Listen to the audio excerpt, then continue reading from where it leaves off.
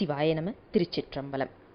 சிற்றம்பலத்தான் திருத்தோழன் சுந்தரன் நற்றமிழ் மாலை அணிநாவலூர் கொற்றவன் நம்பியாரூரன் பேர் நாம் ஒரு காலோதினால் தப்பிக்கும் தீவினையேதான்.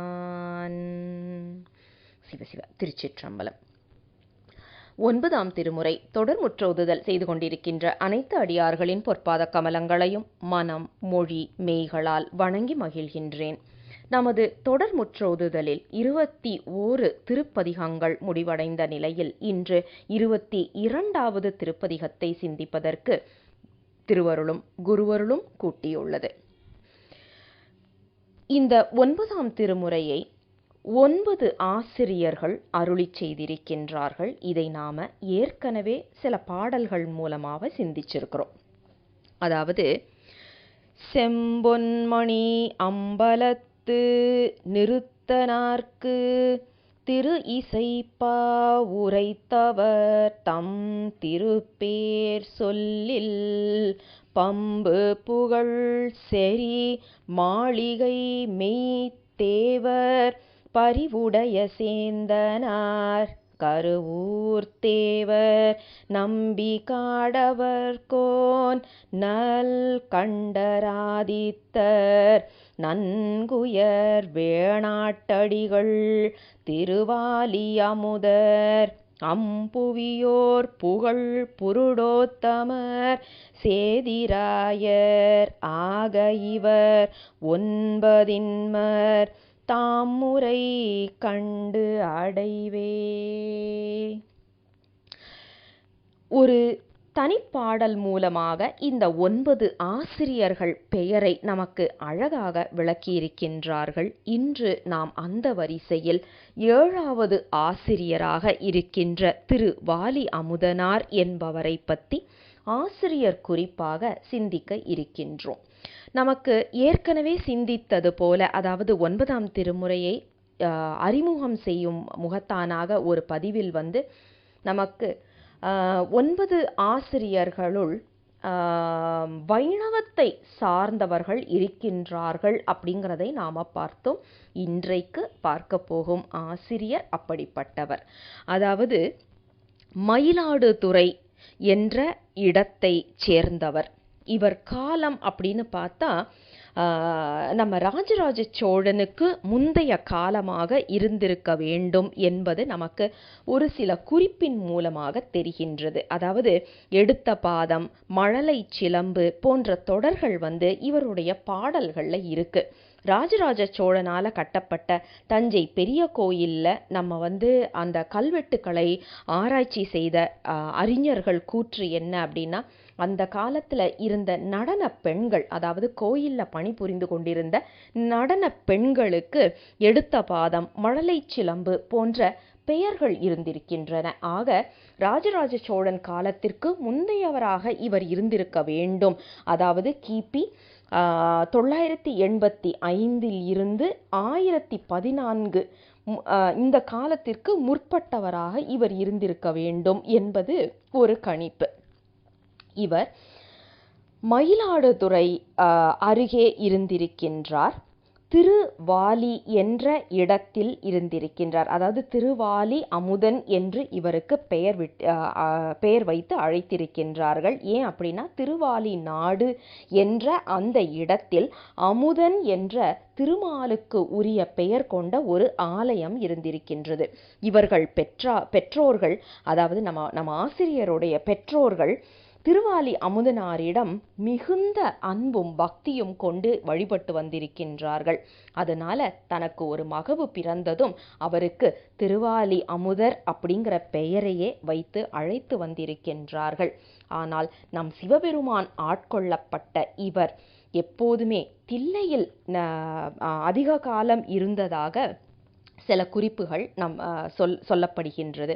அதே நேரத்தில் நமக்கு ஆசிரியர் 4 திருப்பதிகங்களை அருளி செய்திருக்கின்றார். அந்த 4மே தில்லைக்கு உரிய திருப்பதிகங்களாகவே அமைந்திருக்கின்றது. ஆக இவரது வாழ்நாளில் அதிக காலம் தில்லையிலேயே, அதாவது அம்பலக்கூத்தனை தரிசித்தபடியே அங்கேயே இருந்து பெருமானால் ஆட்கொள்ளப்பட்டவர் அப்படிங்கிற குறிப்பை நமக்கு ஒரு சில இடங்கள்ல பாடல்கள் மூலமாகவும் நமக்கு ஆசிரியர் உணர்த்துகின்றார்.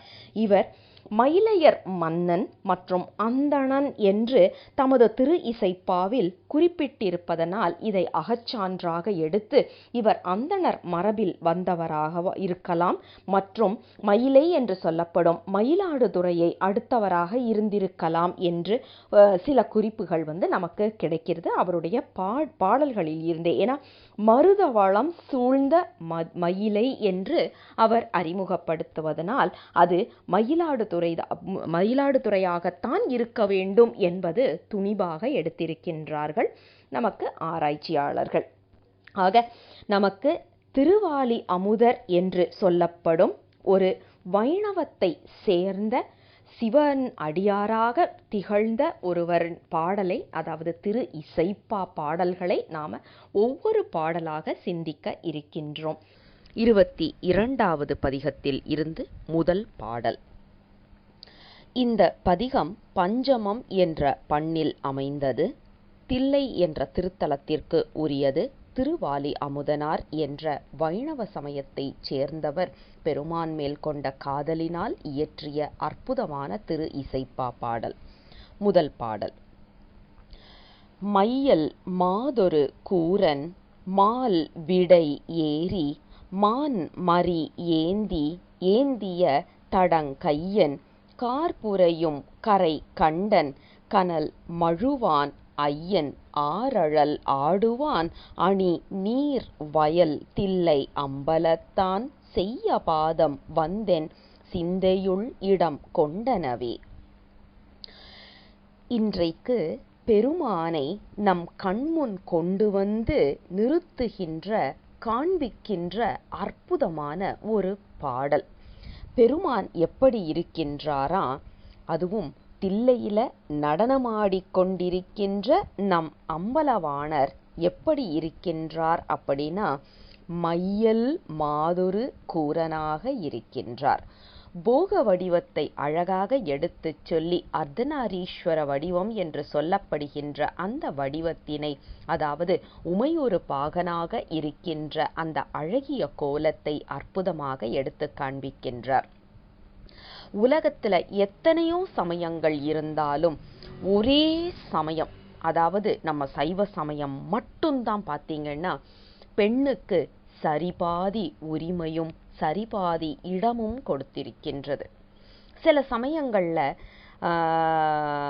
என்ன சொல்லுவாங்க அப்படின்னா, பெண்ணா பிறந்தா முக்தி கிடையாது, பெண்ணா பிறப்பது ஆண்களுக்கு சேவை செய்வதற்கு, அவங்க இதுல சரிவர செய்தா அடுத்த பிறவி ஆணாக பிறந்து அதற்கு பிறகு அவர்களுக்கு முக்தி உண்டு என்று சொல்லும் சமயங்களுக்கு நடுவில் ஆணாக இருந்தாலும் பெண்ணாக இருந்தாலும் அது சரிசமமாக இருக்கின்றது அப்படிங்கிற அந்த குறிப்பை மிக அழகாக எடுத்து சொல்லும் சமயம் நம் சைவ சமயம்தான்.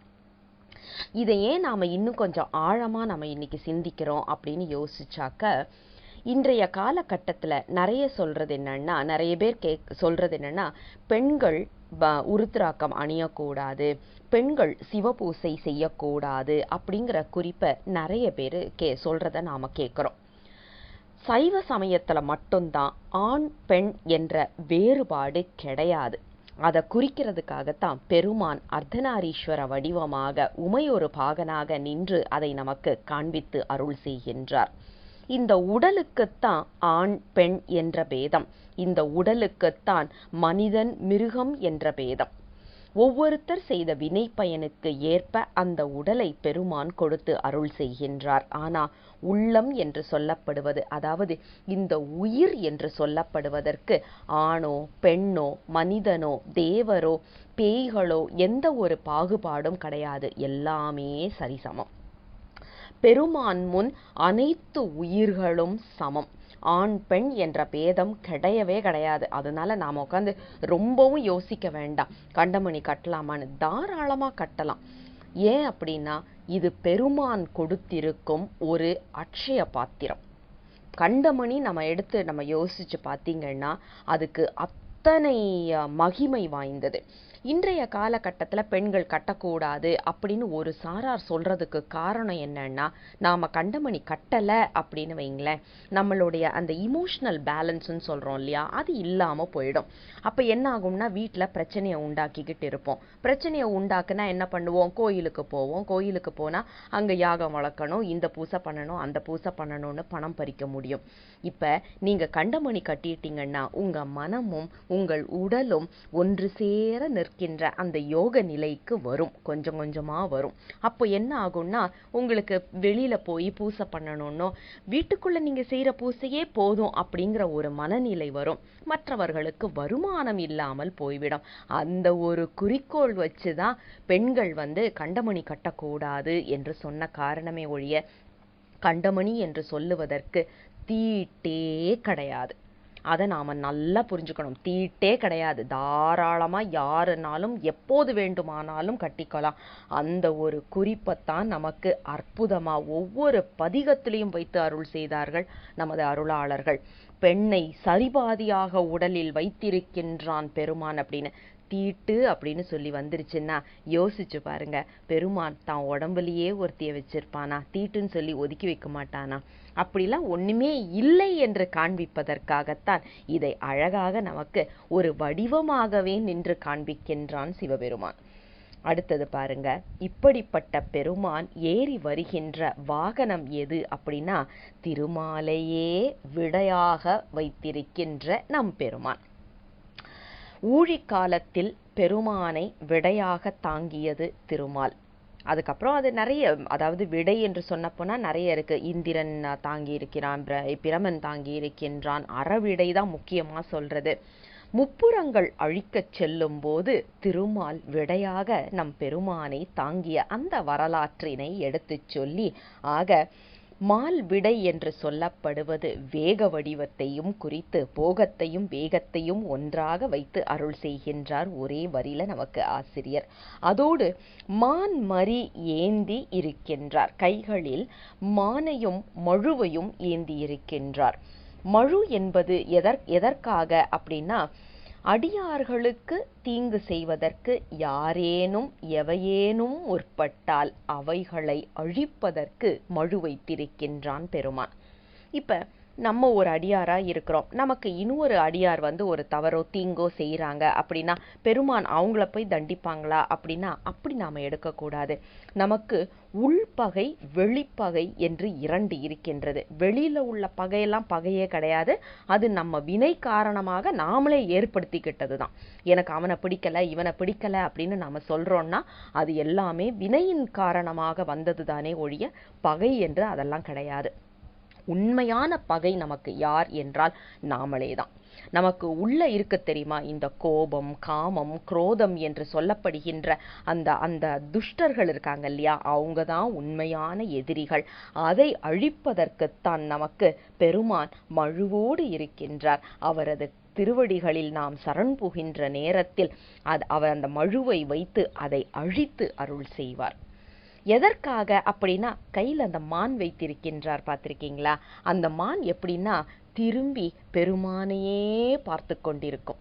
அதாவது இப்ப நாம சாதாரணமா ஒரு வெளியில போய் ஜூலையோ எங்கேயோ போய் மானை பார்க்குறோம் அப்படின்னா நல்லா கவனிச்சு பாருங்க, ஒரு இடத்துல நிக்காது, ஒரு இடத்த பார்த்துக்கிட்டு இருக்காது மான். அங்க இங்க இங்க அங்கன்னு அப்படியே ஒரு ரெஸ்ட்லெஸ்னஸ் சொல்லுவோம் இல்லையா, அந்த மாதிரி ஒரு நிலையில்லாத தன்மையில இருக்கும் ஒரு மான். ஆனால் அப்படிப்பட்ட மான் பெருமான் கையில் ஏந்தினவுடன் என்ன ஆகின்றது அப்படின்னா 5 புலன்களும் கட்டுக்குள் பெருமானையே பார்த்து கொண்டு மயங்கி உட்கார்ந்திருக்கு. என்ன குறிப்புன்னா, நம்மளுடைய ஐம்புலன்களை அனைத்தையும் அப்படியே பெருமானிடம் சேர்க்க வேண்டும், பெருமானையே பார்த்து கொண்டு இருக்க வேண்டும் என்பதை குறிப்பதற்குத்தான் அந்த மான் என்று சொல்லப்படுவது, மழு என்று சொல்லப்படுவது. எதற்காக என்றால், நம்மிடம் இருக்கும் காமம், குரோதம், அந்த அந்த அந்த மதம், ஆச்சரியம் என்று 5 குற்றங்கள் சொல்றோம் இல்லையா, அந்த 5 குற்றங்களையும் அழித்து அருள் செய்வதற்காக பெருமான் மழு ஏந்தி இருக்கின்றான். இப்படிப்பட்ட பெருமான் எப்படி இருக்கின்றான் அப்படின்னா, கரை கண்டனாக இருக்கின்றான். நம்மளுடைய வினைகள், நம்மளுடைய ஆணவம் அனைத்தையும் ஒன்று திரட்டி, அப்படியே எல்லாத்தையும் ஒரு நெல்லிக்கனி போல திரட்டி அதை தன் தொண்டையில் வைத்து நமக்காக காண்பித்து கொண்டு நிற்கின்றான். இங்க பாருப்பா, உன்னுடைய ஆணவம் தான் என் கழுத்தில் இருப்பது, அதனால அதை அப்படியே நீ என்னிடம் கொடுத்து விட்டு நீ முக்தி அடைவதற்கான வழியை பார் என்று நமக்கு அறிவுறுத்துவதற்காக. அது மட்டும் அல்லாமல், இப்படிப்பட்ட பெருமான் எங்கே இருக்கிற ஐயன், ஐயன் என்றால் தலைவன் என்று பொருள். தலைவன் என்று சொல்லியாச்சுனாலே யோக வடிவம். ஆக யோக வடிவத்தையும் நமக்கு இந்த பாடலில் வைத்து விட்டார் ஆசிரியர். போக வேக யோக வடிவத்தை வைத்து ஐயன் ஆரழல் ஆடுவான், நெருப்பில் நின்று ஆடிக்கொண்டிருக்கின்றான். எப்படிப்பட்ட நெருப்பில் நின்று ஆடுகின்றான் தெரியுமா? சுடுகாடு அல்லது இடுகாடு என்று சொல்லப்படுகின்ற இடத்தில் நின்று ஆடிக்கொண்டிருக்கின்றான். ஏன் அப்படின்னா, அங்கே இருக்கின்ற உயிர்களுக்கு அங்கே தான் எல்லா உயிரும், ஏன்னா உயிரோடு இருக்கும்போது நாம் எங்கே வேணாலும் திரியலாம். ஆனால் எப்படிப்பட்ட உயிரும் கடைசியில் அந்த உடலை கொண்டு வந்து சுடுகாட்டில் தான் வைப்பாங்க. அப்போ அந்த இடத்துல வந்தாவது நீ என்ன நினை அப்படின்னு சொல்றதுக்காக பெருமான் அங்கே நின்று ஆடிக்கொண்டிருக்கின்றான். இவன் தான்ப்பா தில்லையில் அம்பலத்திலும் நின்று ஆடிக்கொண்டிருப்பவன் என்று சொல்லி அவனுடைய அழகான அந்த செம்மை நிறமான பாதம் என் சிந்தையில் நிற்க வேண்டும் என்று சொல்லுகின்றார். அதாவது இதுல முக்கியமான குறிப்பு என்னன்னா, அந்த சொல் பாருங்க, பாதம். பாதம் அப்படின்னு சொல்லியாச்சுன்னா நம்ம காலுக்கு கீழ்ப்பகுதி. அப்போ பெருமான் காலை தூக்கி ஆடும்போது நாம் அவன் காலுக்கு கீழே இருப்போம். கீழே இருக்கும்போது நமக்கு என்ன தெரியும்னா, அந்த பாதம் தான் தெரியும். மேல் பாதம் தெரியாது இல்லையா, மேலே தெரியாது இல்லையா, கால் தெரியாது, கீழே தான் தெரியும். ஆக கீழே தான் நாம இருக்கணும் அப்படிங்கிற அந்த குறிப்பை சொல்லுவதற்காக பாதம் என்ற சொல் மூலமாக வைத்து அழகாக அருள் செய்கின்றார். என்ன குறிப்புன்னா, பெருமானின் திருவடிதான் நாம் ஆசைப்பட வேண்டிய இடம் என்று சொல்லப்படுவதற்காக. ஒரு பரிபாடல்ல வரும், நின்னில் சிறந்த நின் தாழ் இணை அவை அப்படின்னு வரும். உன் உடல்ல எத்தனையோ பாகங்கள் இருக்கு, அனைத்திலும் சிறந்தது என்று எதை சொல்றோம் அப்படின்னா, உனது திருவடிதான்ப்பா, உனது தாழ்தான் அப்படின்னு சொல்லி பரிபாடல்ல அழகாக ஒரு சொல் வரும். அதே மாதிரி நமக்கு திருக்குறள்லையும் குறைவில்லாமல் இந்த குறிப்பு வருது. தனக்கு உவமை இல்லாதான் தாழ் சேர்ந்தார்க்கு அல்லால் மனக்கவலை மாற்றல் அரிது. தனக்கு உவமை இல்லாதான் தாழ், வேற யாரங்க குறிக்க முடியும்? தனக்கு உவமை இல்லாதவன் என்று சொல்லியாச்சுனாலே அது சிவபெருமான் தான், வேற யாருமே இல்லை. அவனுடைய திருவடி என்று, அத திருவடி என்று நாம பார்க்கும்போது நிறைய குறிப்புகள் நிறைய இடங்கள்ல நமக்கு திருமுறைகள்ல கொட்டி கிடக்கு.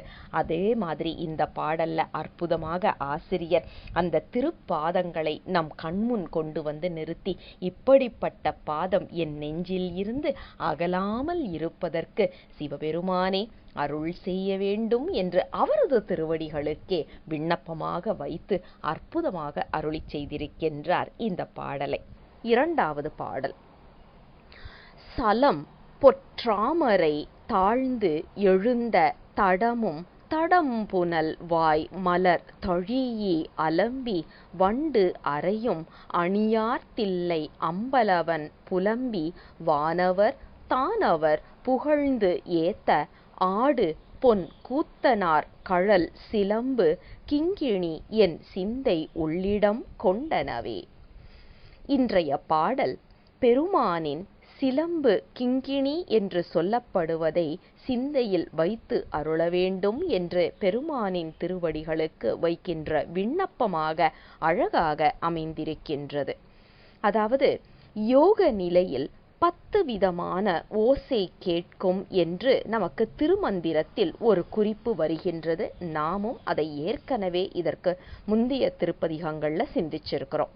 10 ஓசைகள்ல ஒரு மிக முக்கியமான ஓசை என்ன அப்படின்னா இந்த சிலம்பு ஓசை என்று சொல்லப்படுவது. சேரமான் பெருமாள் நாயனார் தினமும் அவரது சிவபூசையில பெருமானின் இந்த சிலம்போசையை கேட்கும் வழக்கம் உடையவராக இருந்திருக்கின்றார் என்பது நமக்கு பெரிய புராணத்தில் இருந்து தெரிய வருகின்றது. ஆக யோக நிலையை எடுத்து சொல்லும் பாடல் இன்றைய பாடல் என்று நாம் எடுத்துக்கொள்ளலாம். இப்ப யோக நிலை அப்படின்னு நாம எடுத்துட்டோம் அப்படின்னு வைங்களேன், என்ன அகப்பூசை என்று சொன்னா நமக்கு சிவஞான போதத்துல 10ஆம் சூத்திரத்துல இதை மிக அழகாக நமக்கு சொல்லியிருப்பாங்க. அந்த அகப்பூசை வழிபாடு இதுல நம்ம உந்தியில இருந்து ஒரு தாமரை தண்டு மேல் எழுந்து வந்து நமக்கு இதயத்தானத்தில் அந்த தாமரை மலர்ந்து நிற்பதாக நாம் எண்ணிக்கொள்ள வேண்டும். அதுதான் பாத்தீங்கன்னா 24 ஆன்ம தத்துவத்தை கடந்து வந்த நிலை என்று நமக்கு சொல்லுவார்கள். ஆக இந்த குறிப்பை தான் இன்றைய பாடல்ல நமக்கு வைத்து அருள் செய்கின்றார் ஆசிரியர். ஆக உண்மை விளக்கத்தையும் சிவஞான போதத்தையும் நாம் நன்றாக உள்வாங்கிக் கொண்டால் இந்த பாடலின் பொருள் நமக்கு மிகவும் சுலபமாக கைவரப்பெறும். சலம் பொற்றாமரை தாழ்ந்து எழுந்த தடமும் தடம்புனல் வாய் மலர் தழீஇ அலம்பி வண்டு அறையும் அணியார் தில்லை. தாமரை, இந்த தாமரை எப்படி மலர்கின்றது, எங்கிருந்து மலர்கின்றது அப்படின்னா சலம். இதுல எல்லாரும் நிறைய பேர் என்ன சொல்லுவாங்க, ஜலம் என்ற வடமொழி சொல்லுதான் தமிழாக்கம் பெற்று சலம் என்று வந்தது என்று. ஆனால் அதற்கு மறுப்பு இருக்கின்றது. சலசல என்று ஓடுவதனால் அதற்கு சலம் என்ற பெயர் காரண பெயராக வந்தது என்பது நமக்கு ஆன்றோர்கள் கூற்று. நாம் அந்த இடத்துக்கு நாம இப்ப போக வேண்டாம். ஆக சலம் என்று சொல்லியாச்சுன்னா நீர், நீரில் தாமரை மலர்ந்து நிற்கின்றது. எப்படிப்பட்ட நீரில் தாமரை இருக்கும் அப்படின்னா சேரும் சகதியுமாக இருக்கின்ற இடத்தில்தான் தாமரை மலர் மலரும். எப்படின்னா நம்மளை போல, நாம தாமரை மலர் போல நாம இருக்கிற இந்த இடம், நம்மை சுத்தி இருப்பவர்கள் அனைத்துமே இந்த சேற்றுக்கு சமம். ஏன் அப்படின்னா நமக்கு கொடுக்கின்ற அனுபவம் பெருமான் எதற்காக கொடுக்கின்றார் என்றால் நம் வினை கழிவுக்காக. ஆக நாம அந்த சேற்றில் முளைத்து வெளியில் வருகின்றோம். நாம் எப்படி இருக்க வேண்டும் அப்படின்னா தாமரை போல. அந்த நீர் மேல அந்த சகதியும் சேரும் தாமரை இலையில எப்படி ஒட்டாதோ அது போல நாம் இருக்க வேண்டும். இந்த சேற்றிலேயே இருந்தாலும் இந்த உலக இன்பங்களும் துன்பங்களும் நம்மை பாதிக்காத அளவுக்கு நாம் அப்படியே அதை விட மேல் எழுந்து நிற்க வேண்டும்.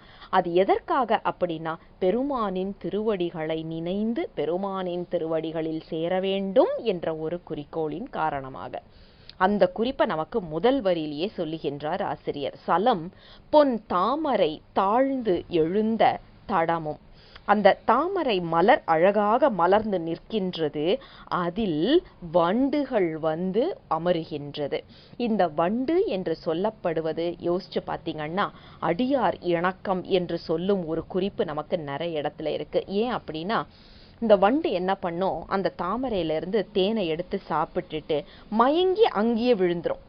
அடியார்கள் போல பெருமானின் திருவடிகளை அடியார்கள் இன்பமாக ரசித்து அந்த திருவடியிலேயே அப்படியே விழுந்து கிடப்பது போல, தன்னிலை மறந்து விழுந்து கிடக்கும் அடியார்கள் போல என்று வண்டுக்கு ஒரு ஓமானம் சொல்லும் வழக்கம் நமக்கு இருக்கின்றதை பார்க்கின்றோம். அதை சொல்லிட்டு அப்படிப்பட்ட தாமரைகள் நிறைந்த இடமாக இருக்கின்றது தில்லை என்ற திருத்தலம். அங்கே நடனம் ஆடிக்கொண்டு இருக்கின்ற எங்கள் சிவபெருமான் அம்பலக்கூத்தன். அவனை யாரெல்லாம் பாடுறாங்க அப்படின்னா வானவர்களும் தானவர்களும். வானவர்கள் என்று சொல்லுவது தேவர்களை, தானவர் என்று சொல்லுவது அசுரர்களை. ஆக தேவர்களும் அசுரர்களுமாக எல்லோரும் வந்து புகழ்ந்து ஏத்தி பெருமானை பாடுகின்றார்கள். அவன் அதற்கு ஏற்ப அங்கே நின்று ஆடிக்கொண்டிருக்கின்றான். அதுவும் எப்படி? பொன் கூத்தனார் கழல். பெருமானுடைய அந்த நிறம் பொன் நிறமாக இருக்கின்றது.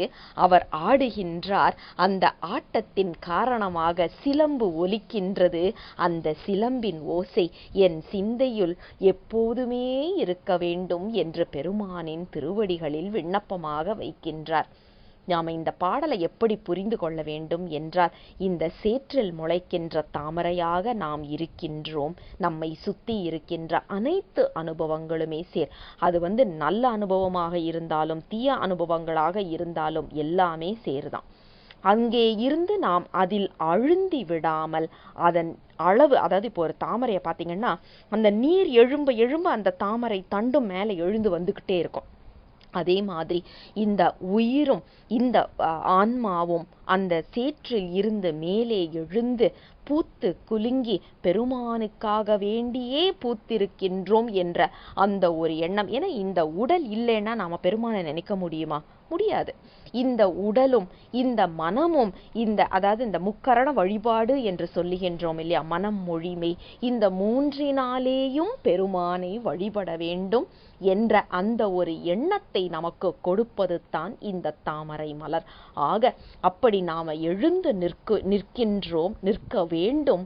ஏன் அப்படின்னா, பெருமானை நாம் நினைத்து வணங்கும் போது அகப்பூசையில் அந்த ஒரு பாவனை மிகவும் முக்கியத்துவம் வாய்ந்தது என்ற குறிப்பதான் ஆசிரியர் நமக்கு சொல்லுகின்றார். ஆக இன்றைய பாடல் அக வழிபாட்டை நமக்கு அக வழிபாட்டின் முக்கியத்துவத்தை எடுத்துச் சொல்லி அந்த யோக நிலையில் பெருமானின் சிலம்போசை ஒரு உயிருக்கு கண்டிப்பாக கேட்கும் அப்படிங்கிற அந்த ஒரு அனுபவத்தையும் நமக்கு சொல்லி அருள் செய்கின்றார் ஆசிரியர்.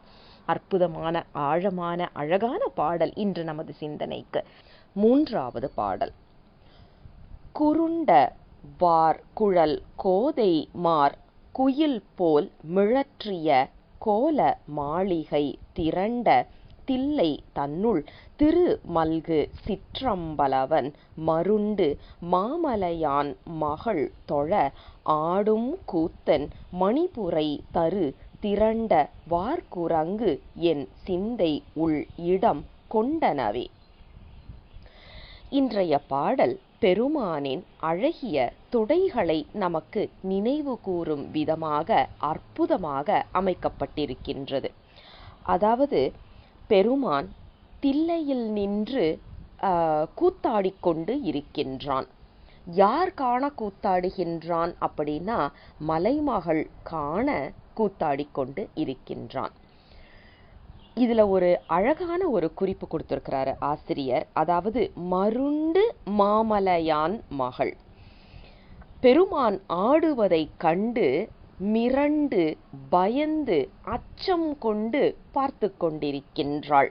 இது காளி கூத்தாக கூட இருக்கலாம் என்ற ஒரு எண்ணத்தை நமக்கு எடுத்துச் சொல்லும் ஒரு வரியாக அமைந்திருக்கின்றது. ஆக மிரண்டு போய் மலைமகள் பெருமான் ஆடுவதை பார்த்து கொண்டிருக்கின்றாளாம். பெருமான் எங்கே ஆடுகின்றார் என்றால் தில்லையில் ஆடுகின்றார். எப்படிப்பட்ட இடம் தில்லை அப்படின்னு சொல்லியாச்சுன்னா, அழகிய நீண்ட சுருண்ட கூந்தலை உடைய அங்கே இருக்கின்ற பெண்கள் பேசுவது குயில் போல இனிமையாக இருக்கின்றதாம். குயில் போல இனிமையாக பேசிக்கொண்டிருக்கின்ற பெண்கள், அவர்களுக்கு நீளமான அழகான சுருண்ட கூந்தல் இருக்கின்றது. அவர்கள் வாழ்கின்ற இடம் எது அப்படின்னா, மிக பெரிய அரண்மனை போல இருக்கின்ற வீடுகள். அப்போ அந்த காலத்துல எப்படி இருந்திருக்கின்றது அந்த ஊர் அப்படின்னா, நமக்கு முதல் திருமுறையில 80வது பாடல்ல 80வது பதிகத்துல நம்ம காழிப்பிள்ளையார் சொல்லுவார். தில்லை திருத்தலத்திற்கு உரியது செல்வம் அப்படின்னு சொல்லியே ஆரம்பிக்கும் ஒரு 4 வரி. செல்வமாக இருக்கின்றது தில்லை, அங்கே செல்வங்கள் குவிந்து கிடக்கின்றது, மாட மாளிகைகளில் எல்லாம் செல்வ செழிப்பு தெரிகின்றது. ஆனால் அங்கே ஆடிக்கொண்டிருப்பவனோ மிகப்பெரிய செல்வன் என்று பெருமானை அங்கே செல்வனாக வருணித்து அவனை போற்றுவதுதான் உண்மையான செல்வம் என்பதை நமக்கு எடுத்து சொல்லியிருப்பார். அந்த குறிப்பை நமக்கு இந்த பாடலில் வைத்து சொல்லுகின்றார் ஆசிரியர். அதாவது திருமல்கு சிற்றம்பலவன், செல்வம் செழிப்பாக இருக்கின்ற சிற்றம்பலம் என்று சொல்லப்படுகின்ற இடத்தில் நின்று பெருமான் ஆடிக்கொண்டு இருக்கின்றார்.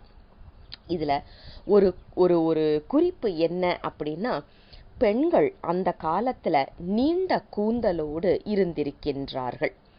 அது என்ன அவ்வளவு பெரிய ஒரு விஷயம் அப்படின்னா, நமக்கு முடி நறுக்கும் பழக்கம் நம்மளிடம் கிடையாது. அது ஆணாக இருந்தாலும் சரி, பெண்ணாக இருந்தாலும் சரி, அந்த வழக்கம் நமக்கு கிடையாது. அது ஒரு கொண்ட மாதிரி போட்டிருப்பாங்க, ஆண்களும் சரி பெண்களும் சரி. ஏன் அப்படின்னா, இந்த முடிக்கும் நம்மளுடைய மனோ தத்துவத்துக்கும் நிறைய சம்பந்தம் இருப்பதாக இன்றைய அறிஞர்கள் அறிவியல் பூர்வமாக அதை நமக்கு நிரூபிச்சிருக்கிறாங்க. அதாவது மனம் அலைந்து கொண்டு இருக்கின்றது அப்படின்னா, ஏன் உங்க முடியை நீங்க கட்டக்கூடாது அப்படின்னு சொல்லுவாங்க. முடி நல்லா அப்படியே விரிச்சு போட்டுட்டு அலைப்பாய நமது மன ஓட்டமும் அலைப்பாய்கின்றது அப்படிங்கிறத இன்னைக்கு விஞ்ஞான பூர்வமா அறிவிச்சிருக்கிறாங்க. ஆனா நம்ம மூதாதையர்கள் எந்த ஒரு கருவியும் இல்லை, ஆனா அவர்கள் மனோ தத்துவத்திலும் மிக உயர்ந்த நிலையில் இருந்திருக்கின்றார்கள் அப்படிங்கிறத இந்த மாதிரி விஷயங்கள்ல அழகா நமக்கு எடுத்து சொல்லுகின்றார்கள். அதாவது பெருமான் ஆட்டம் ஆடும்போது அப்படின்னு நீங்க பாத்தீங்கன்னா, அந்த ருத்ர தாண்டவம்னு சொல்லுவோம் இல்லையா, அந்த மாதிரி ஆடும்போது விரிசடையாக இருக்கின்றான். ஆனால் அதுவே அவன் அமைதியாக இருக்கும்போது தாழ் சடையாக இருக்கின்றான். ஒவ்வொரு இடத்துலையும் பார்த்தீங்கன்னா, அந்த அம்பலவாணர் வடிவம் சில இடங்கள்ல தாழ் சடையா இருக்கும், சில இடங்கள்ல விரிசடையாக இருக்கும். தாழ் சடையா இருக்கிற இடத்துல எல்லாம் பாருங்க, பெருமான் போக வடிவத்தில் இருப்பவராக இருப்பான். போக வடிவத்தில் இருக்கும்போது அமைதியான ஒரு சாந்தமான ஒரு நிலை தான் இருக்கும். அப்படி இருக்கும்போது தாழ் சடை. அதே மாதிரி வேகமாக நடனம் ஆடுகின்றான் அப்படின்னா அங்கே விரிசடையாக இருக்கும்.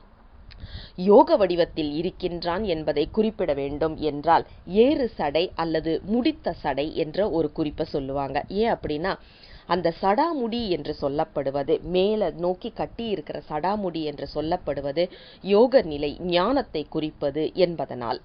ஆக இந்த முடியை வைத்து பெருமானுக்கு ஒரு முடியை வச்சு அவனுடைய நிலையை சொல்லுகின்றார்கள் அப்படின்னா, நம்மளுடைய உயிர்களுக்கும் அதே தான் பொருந்தும்.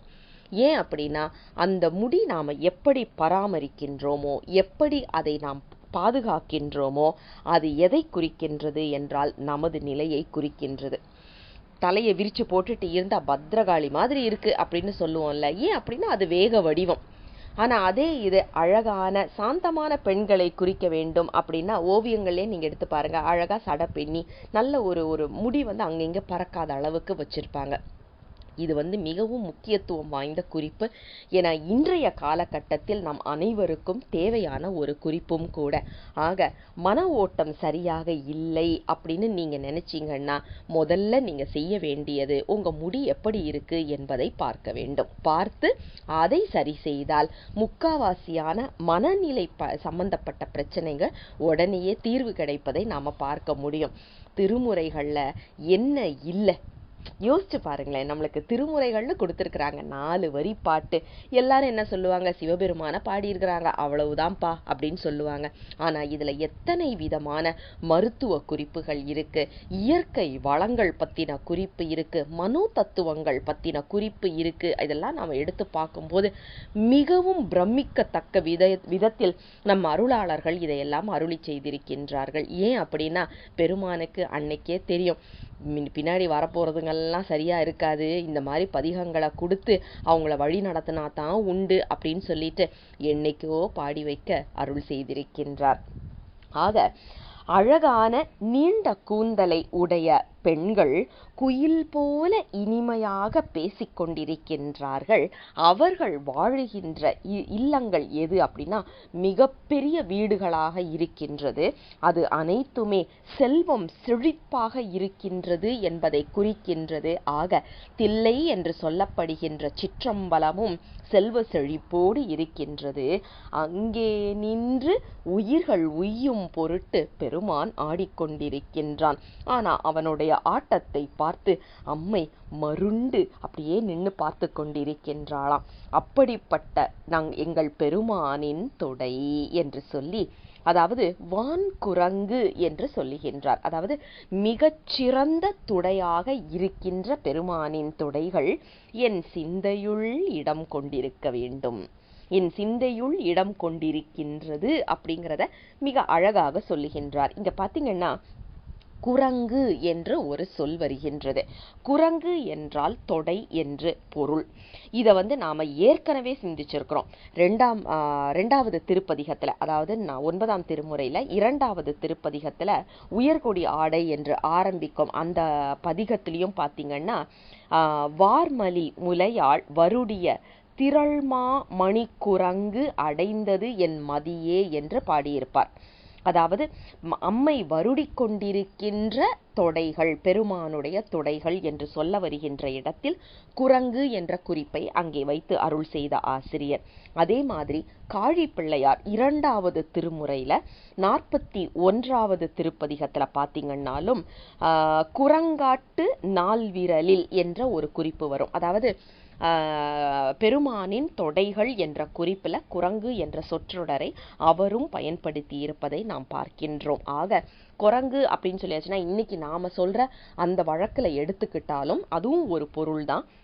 ஆனா இங்க உள்ள பொருள் என்னன்னா பெருமானின் தொடைகள் என்ற பொருளில் நாம் எடுத்துக்கொள்ள வேண்டும். ஆக பெருமானின் தொடைகள் என் சிந்தையில் நின்று அருள் செய்து கொண்டிருக்கின்றது அப்படிங்கிற குறிப்பை நமக்கு மிக அழகாக வைத்து அருள் செய்திருக்கின்றார் ஆசிரியர். 4வது பாடல். போழ்ந்தி யானை தன்னை பொறுப்பன் மகள் உமை அச்சம் கொண்டவன் தாழ்ந்த தன் புனல் சூழ் தடம் மல்கு சிற்றம்பலவன் சூழ்ந்த பாய்ப்புலி தோல்மிசை தொடுத்து வீக்கும் பொன்னூல் தன்னினொடு தாழ்ந்த கச்சதன்றே தமியேனை தளர்வித்ததே. அம்பலக்கூத்தனை அங்கம் அங்கமாக வருணிக்கும் பாடலாக இது அமைந்திருக்கின்றது என்பதை இந்த 4வது பாடல் மீண்டும் உறுதி செய்கின்றது. இந்த 4வது பாடல்ல பாருங்க, பெருமான் யானையை உரித்து போர்த்தி கொள்ளுகின்றார். நமக்கு அந்த புராணங்கள்லாம் நன்றாக தெரியும். அதாவது அவிசார வேள்வி வளர்த்து அதில் இருந்து, அதாவது ஏகான்மவாதிகள் அவிசார வேள்வி வளர்த்து அவர்கள் ஒரு யானையை உருவாக்கி அந்த யானையை பெருமானை அழிப்பதற்காக ஏவி விடுகின்றார்கள். அது ஆவேசமா வருது. பெருமான் அசால்ட்டா அப்படியே அந்த தோலை உரிச்சு சட்டையை போட்டுக்குவேன் அப்படின்னு சொல்லுவோம்ல, நம்ம அந்த வழக்கு பெருமான் கிட்ட இருந்து வந்தது தான் போல இருக்கு. அந்த யானையுடைய தோலை உரிச்சு சட்டையா போட்டுக்கிட்டாரு. இதுல முக்கியமான குறிப்பு என்ன அப்படின்னா, நாம இன்னைக்கு தோல் பொருட்கள் எத்தனையோ பார்த்திருப்போம். அதாவது பாம்போடைய தோல், முதலையோட தோல் அப்படின்னு சொல்லிட்டு என்னென்னமோ நாம பார்க்குறோம். ஆனா யானையின் தோல் அப்படின்னு சொல்லி இன்னைக்கு வரைக்கும் ஒரு பெல்ட், ஒரு ஹேண்ட்பேக்கு இது வரைக்கும் நாம பார்த்திருக்க முடியாது. ஏன் அப்படின்னா யானையின் தோல் விடம் நிறைந்தது.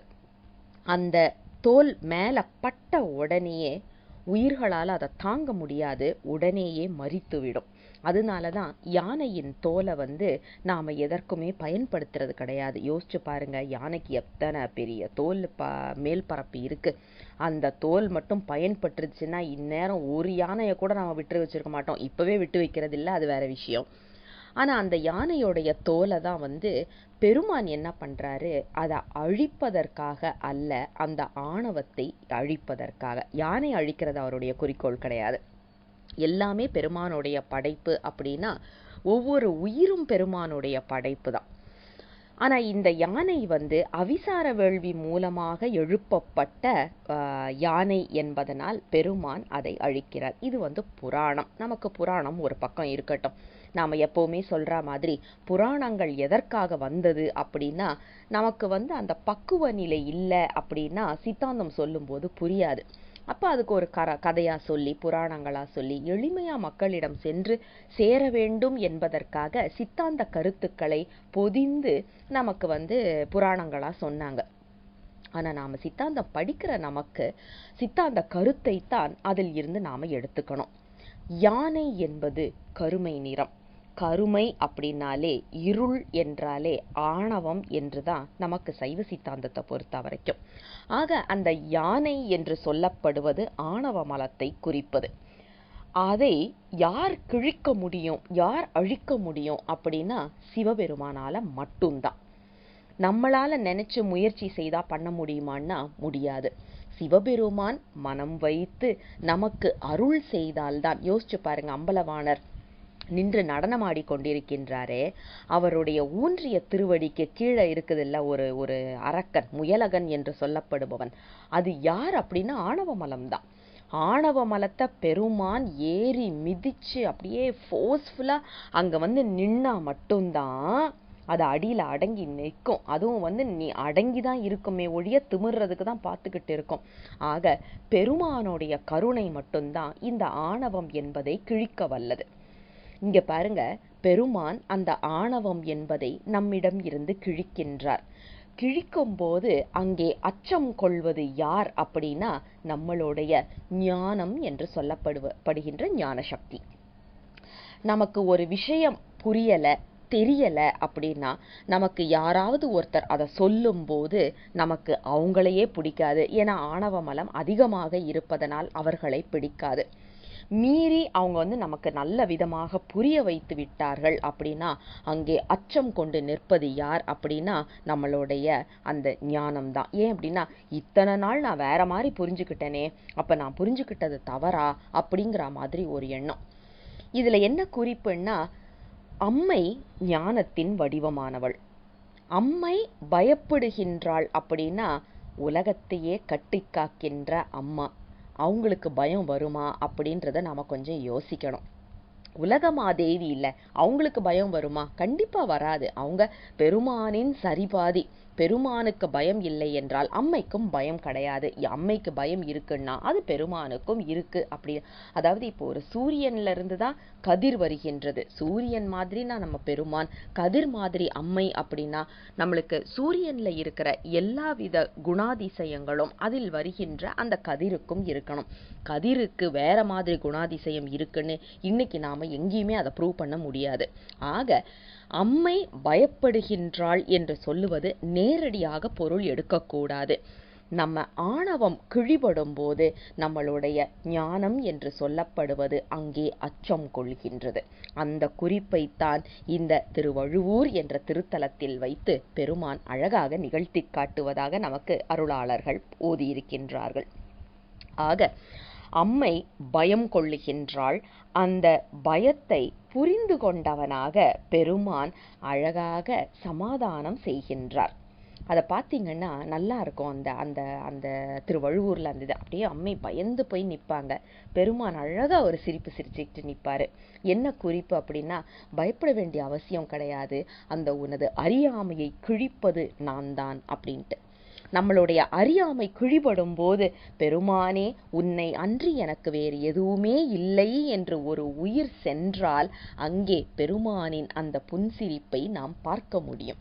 அந்த குறிப்பைத்தான் நமக்கு அருளாளர்கள் இந்த கஜசம்ஹார மூர்த்தி என்பதன் மூலமாக எடுத்து காண்பித்திருக்கின்றார்கள். சரி, அடுத்தது இப்படிப்பட்ட பெருமான் எங்கே நின்று நடனமாடிக்கொண்டிருக்கின்றார் அப்படின்னா, சிற்றம்பலம் என்று சொல்லப்படுகின்ற தில்லை திருத்தலத்தில் நின்று ஆடிக்கொண்டிருக்கின்றார்.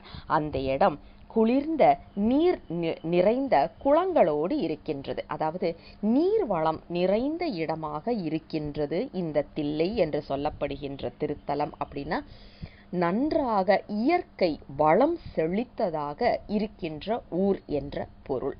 இப்படிப்பட்ட இடத்தில்தான் எங்கள் பெருமான் நின்று ஆடிக்கொண்டிருக்கின்றான். அவன் எப்படி ஆடிக்கொண்டிருக்கின்றான் தெரியுமா? பூணூல் அணிந்திருக்கின்றான். அதோடு புலித்தோலையும் அழகாக கச்சு போல கட்டியிருக்கின்றான் என்ற குறிப்பு. பூணூல் பெருமான் அணிந்திருக்கின்றான் அப்படின்னு சொல்றதுக்கு என்னத்தை அணிந்திருக்கின்றான் அப்படிங்கிறதுக்கு நாம 7ஆம் திருமுறைக்கு போனோம்னா நம்மளுக்கு கொஞ்சம் ஒரு தெளிவு கிடைக்கும். 7ஆம் திருமுறையில 71வது, அதாவது திருமறைக்காடு பதிகத்துல பாத்தீங்கன்னா நம்பி ஆரூரர் சொல்லுவாரு, நரை விரவிய மயிர் தன்னோடு பஞ்சவடி மார்பன் அப்படின்ற ஒரு குறிப்பு சொல்லுவார். பெருமான் எதை பூநூலாக அணிந்திருக்கின்றார்? அங்க பொன்னூலாக இருப்பது எது அப்படின்னு பார்த்தா முடிதான். எப்படிப்பட்ட முடியாக இருக்கின்றதா? அது வெண்மை, அதாவது நரை விழுந்த முடியாக இருக்கின்றதாம். நரை விரவிய மயிர் என்று சொல்லுகின்றார். இந்த மயிர்கற்றைகள் நல்ல நரைத்து விட்டது என்று பொருள். எப்போது நமக்கு முடி நரைக்கும் அப்படின்னா வயது வந்ததுக்கு அப்புறம். அப்போ இங்க பெருமான் யாருடைய மயிர்கற்றைகளை எடுத்து பூநூலாக அணிந்திருக்கின்றார் அப்படின்னு நாம கொஞ்சம் பார்த்தோம்னா தேவர்களுடையது. ஏன்னா நம்ம செய்யற அவபுண்ணியங்களுக்கு ஏற்ப நமக்கு தேவர் பதவி கிடைக்கும். தேவர்கள் எல்லாம் சாமியை கும்பிடுறாங்க, ஆனா அவங்களுக்கு முக்தி கிடைக்கிறது மாதிரி கும்பிடுறது கிடையாது. ஏதோ ஒரு விதத்துல சாமியை கும்பிட்டுட்டு நம்ம இந்த பதவி நிலைச்சா போதும் அப்படிங்கிற மாதிரி தான் அவங்க வணங்குவது. அப்ப அவங்களுக்கு வயசாகிவிட்டது அப்படிங்கிறத, அதாவது அவர்களுக்கு காலம் முடிய போகின்றது என்பதை உணர்த்துவதற்காகத்தான் பெருமான் இந்த நரையை கொடுத்திருக்கின்றார். ஆக நரை முடி என்று சொல்லப்படுவது, எப்பா உனக்கு காலாவதியாக போகின்றது, பத்ரம், அடுத்தது நீ பிறவிக்கு போக வேண்டி வரும், அடுத்த பிறவியிலாவது நீ முக்தியை வேண்டி நில் என்று ஒரு பதவியில் இருக்கும் தேவர்களுக்கு உணர்த்துவதற்காகத்தான் பெருமான் அந்த நரையை படைக்கின்றார். ஆக இந்த மாதிரி இறந்துபட்ட தேவர்களுடைய வெண்முடியை எடுத்து அதை திரித்து அழகாக மயிர்கற்றையாக எடுத்து அதை பூநூலாக அணிந்திருக்கின்றான் நம் பெருமான். ஏன் அப்படின்னா இந்த உலகத்தில் அனைத்துமே நிலையற்றது என்னை தவிர என்பதை பறைசாற்றுவதற்காக. இப்படி நின்று ஆடுகின்ற பெருமான் இடுப்புல கச்சு அணிந்திருக்கின்றான். அதுவும் எப்படிப்பட்ட கச்சு அப்படின்னா புலித்தோலை அழகாக எடுத்து கட்டியிருக்கின்றார் அப்படிங்கிற குறிப்பை சொல்லி, அவன் என்னமோ கட்டி தான் இருக்கிறான், ஆனா அந்த கட்டி என்ன பண்ணிடுச்சுன்னா என் மனசுல இருக்கிற அந்த கயிற்றை தளர்த்து விட்டது. பெருமானுடைய அந்த பூநூலையும் அவரது அந்த கச்சையும் பார்த்த உடனே என் மனம் நெகிழ்ந்து விட்டது அப்படிங்கிறாரு. அதாவது இன்னைக்கு யோசிச்சு பாருங்க, உன்னை எதுக்காக நம்ம கட்டுறோம் அப்படின்னா ஒரே இடத்துல, அதாவது இன்டாக்ட்னு சொல்லுவோம் இல்லையா, ஒரே இடத்துல அப்படியே ஆடாமல் அசையாமல் இருப்பதற்காக கட்டுவோம். ஆனா பெருமான் எதற்காக கட்டியிருக்கிறான் அப்படின்னா நம்மை தளர்விப்பதற்காக. நாம தளர்ந்தால்தான் அந்த யான் எனது என்பது போகும். யான் எனது என்பது சென்றால்தான் பெருமான் அங்கே அந்த ஆணவத்தை சிறிது கிழித்து அருள் செய்ய முடியும். அப்போதுதான் அங்கே ஞானம் என்பது வெளிப்படும். அந்த ஞானம் வெளிப்பட்டால் இன்னைக்கு நாம சொல்ற அவபுண்ணியங்கள் எல்லாம் அங்கே நிற்காது, சிவபுண்ணியங்களாகவே வந்து சேரும் என்ற குறிப்பில்தான் அற்புதமாக நமக்கு இன்றைய பாடலை அருளி செய்திருக்கின்றார் ஆசிரியர். 5வது பாடல். பந்த பாசம் எல்லாம் அற பசுபாசம் நீக்கிய பன் முனிவரோடு அந்தணர் வணங்கும் அணியார் தில்லை அம்பலவன் செந்தழல் புரை மேனியும் திகழும் திரு வயிறும் வயிற்றினுள் உந்தி வான் சுழி என் உள்ளத்து உள் இடம் கொண்டனவே. இன்றைய பாடல் பெருமானின் அந்த அழகிய திருவயிற்றினை நமக்கு நினைவு கொண்டு வரும் அற்புதமான ஒரு பாடல். பெருமானை அங்கம் அங்கமாக ரசிக்க வேண்டும் என்று அருளாளர்கள் நமக்கு அழகாக எடுத்துச் சொல்லுகின்றார்கள் இந்த பதிகங்களின் மூலமாக. நாம எல்லாருமே தில்லைக்கு செல்லுகின்றோம். 6 அபிஷேகம் விடாம நான் தில்லைக்கு போயிடுறேன்ப்பா அப்படின்னு நாம சொல்லி நிறைய பேர் சொல்லி கேட்குறோம். திருத்தல பயணங்கள் தில்லையில் இருந்து ஆரம்பிப்பதையும் பார்க்கின்றோம். தில்லைக்கு போனோம், நடராசரை பார்த்தோம், அங்கே எதையோ ஒரு திரையை விலக்கி காமிக்கிறாங்க, சிதம்பர ரகசியம்னு. அங்கே என்னன்னு தெரியல, வில்வமாக தொங்க விட்டுருக்குறாங்க. அவ்வளவுதான். இவ்வளவுதான் நாம் பார்க்குறோமே ஒழிய, இன்னும் ஒரு படி மேலே போனால் அவருக்கு ஐயோ எல்லாமே தங்கமாக போட்டிருக்கிறாங்கப்பா, அணிகலன்கள், என்ன மாதிரியான ஒரு பட்டு உடுத்திருக்கிறாங்க, இப்படி வேணால் சிலர் பார்ப்போம். ஆனால் பெருமானை, அம்பலக்கூத்தனை எப்படி பார்க்க வேண்டும் என்று நமக்கு அருளாளர்கள் அழகாக சொல்லியிருக்கின்றார்கள். அதற்கு மிகச்சிறந்த எடுத்துக்காட்டு நம்பி ஆரூரரின் தில்லை தரிசனம். அதை பற்றி நாம் பேசிக்கிட்டே இருக்கலாம். எல்லாருமே சொல்ற ஒரு குறிப்பு அதுதான். ஐம்பெரும் கரணங்கள் கண்களே கொள்ள என்று ஆரம்பிக்கும் அந்த பாடலை நினைவு கூறாமல் தில்லையை நாம் யோசிக்க கூட முடியாது. பெருமானை எப்படி பார்க்கணும் அப்படின்னா, அங்கம் அங்கமாக பார்க்க வேண்டும். அங்கம் அங்கம் அப்படின்னு சொல்லியாச்சுன்னா, ஒவ்வொரு அங்கமாக அவர் தூக்கிய திருவடி, அவர் ஊன்றியிருக்கின்ற திருவடி, அப்புறம் அவருடைய கால்கள், தொடை, இடுப்பு என்று இப்படி ஒவ்வொரு பாகமாக பார்க்க வேண்டும். அதனால தான் நமக்கு 9ஆம் திருமுறையிலே இதுக்கு முன்னாடியே பாதாதிகேசமாக பெருமானை வருணித்ததையும் நாம் பார்த்திருக்கின்றோம். அந்த குறிப்பில் தான் இந்த பாடலும் வருகின்றது. தில்லை என்று சொல்லப்படுகின்ற திருத்தலத்தில் அம்பலக்கூத்தனாக எங்கள் பெருமான் நின்று ஆடிக்கொண்டிருக்கின்றார். எப்படிப்பட்ட திருமேனியை உடையவர் அவர் அப்படின்னு சொல்லியாச்சுன்னா, நம்ம எல்லாருக்கும் கருமேனி, ஆனால் அவருக்கு இருப்பதோ திருமேனி. திருவே மேனியாக தாங்கி வருகின்றது. ஒரு கருவில் பிறக்கின்றாரா அப்படின்னா இல்லை. இந்த ஒரு குறிப்பு நாம் நன்றாக நினைவு வைத்து கொள்ள வேண்டும். ஏன்னா நீங்கள் பார்த்தீங்கன்னா நிறைய சிற்பக்கலை சாஸ்திரங்களில் இது கொஞ்சம் பிறழ்ற மாதிரியான ஒரு சூழ்நிலையை நாம் பார்க்குறோம். பெருமான் திருமேனி தாங்கி வருகின்றார், கருமேனி கிடையாது. அதனால வயறு பாகம் எப்படி இருக்க வேண்டும் அப்படிங்கிறதுக்கு சில குறிப்புகள் சிற்பசாஸ்திரத்தின் மூலமாக நாம் தெரிந்து கொள்ள வேண்டும். சரி, இப்போ நம்ம அதுக்குள்ளே போக வேண்டாம். தில்லை அம்பலத்தில் நின்று ஆடிக்கொண்டிருக்கின்றான் நம் தில்லை கூத்தன். அவனுடைய மேனி எப்படி இருக்கின்றது அப்படின்னா, செந்தழல் புரை மேனி. ஒரு நெருப்பு கங்கு அப்படியே செவசேன்னு இருக்கும் இல்லையா, அந்த அழகோடு எங்கள் பெருமான் இருக்கின்றான் அப்படிங்கிற குறிப்பு. இதுல என்ன ஒரு வேதனைக்குரிய விஷயம் அப்படின்னா, சைவ சித்தாந்தம் படிக்கிறோம், இந்த திருமுறைகளெல்லாம் படிக்கிறோம் நாம. ஆனால் ஒரு கேலண்டரோ இல்லைன்னா ஏதோ ஒன்றை நாம் வடிவமைக்கணும் அப்படின்னா சிவபெருமான நீல நிறத்துலையும் அம்பாளை வெண்மை நிறத்துலையுமா போட்டுடுறாங்க. நம்ம ஒன்று ஞாபகம் வச்சுக்கணும், நீல நிறத்தில் இருப்பது உருத்திரன். அந்த 5 நிலை சொல்கிறோம் இல்லையா, பிரமன், திருமால், உருத்திரன் சொல்லிட்டு, அந்த அழித்தல் தொழிலுக்கு உரித்தான உருத்திரனுக்குத்தான் நீலமேனி. பெருமானுக்கு வெண்மை நிறம், செம்மேனி அம்மான் என்று நமக்கு அருளாளர்கள் மீண்டும் மீண்டும் எடுத்து சொன்ன ஒரு குறிப்பு. நாம அதை நன்றாக நினைவில் வைத்து கொள்ள வேண்டும்.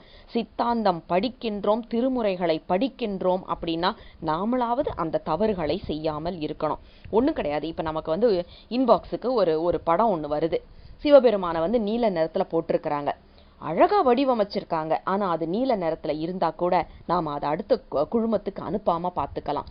ஏன் அப்படின்னா நம்ம அது சிவபெருமான் இல்லை, தவறான ஒரு கருத்தை நாம் பரப்ப வேண்டாம். வடமொழியில் பார்த்தீங்கன்னா அவங்களுக்கு சிவபெருமானை, அது சிவபெருமான்னு கிடையாது, நீல நிறத்தில் கொடுத்துருப்பாங்க. ஏன் அப்படின்னா அவங்க உருத்திரனோடு நின்றுடுவாங்க. நம்மளுடைய சிவன் அப்படின்னு சொல்கிற அந்த குறிப்பு அவர்களுக்கு கிடையாது. அதனால அவங்க நீலத்தில் வச்சிருப்பாங்க. தமிழர்கள், சைவர்கள், சித்தாந்திகள் பெருமானை எப்படி பார்க்க வேண்டும் அப்படின்னா, செந்தழல் புரை மேனி என்ற அந்த குறிப்பை நாம் நினைவில் வைத்துக் கொள்ள வேண்டும். அம்மை கரிய நிறம், பெருமான் செம்மேனி அம்மான். இதை ஞாபகத்துல வச்சுக்கணும். இப்படிப்பட்ட பெருமான் அழகான தழல் போன்ற திருமேனியை உடையவனாக இருக்கின்றான். அவனின் திருவயிறும் அந்த வயிற்றில் இருக்கின்ற உந்தியும் அந்த சுழி எப்படி இருக்கா, என் உள்ளத்தையே சுழித்து விட்டது. அதாவது பெருமானை பார்க்கும்போது அந்த சுழி, அந்த வயத்து பாகம் பார்க்கும்போது அது அப்படியே அந்த வளைவு நம்மளை வளைச்சிருச்சு. அப்படிதான் நாம பார்க்கணும். அருளாளர்கள் அப்படித்தான் பார்த்திருக்கின்றார்கள். அந்த குறிப்பை தான் இங்க வைக்கிறாரு. வயிற்றினுள் உந்தி வான் சுழி என் உள்ளத்து உள் இடம் கொண்டனவே. உள்ளத்துக்கு உள்ள பதிந்து போனதாக இருப்பது எது அப்படின்னு பார்த்தீங்கன்னா பெருமானின் அந்த திருவயிறுதான் என்ற குறிப்பை நமக்கு அழகாக எடுத்து சொல்லுகின்றார் ஆசிரியர். சரி, முதல் 2 வரிகளை பார்ப்போம். பந்தபாசம் எல்லாம் அற பசுபாசம் நீக்கிய பன் முனிவர். இது யாரு அப்படின்னா, இங்க பந்தம் என்ற சொல் பார்த்தீங்கன்னா கட்டியது என்று பொருள். நமக்கு எது கட்டி இருக்கின்றது அப்படின்னா, பாசம் என்றாலே அழுக்கு. 3 பாசங்கள் நமக்கு இருக்கின்றன.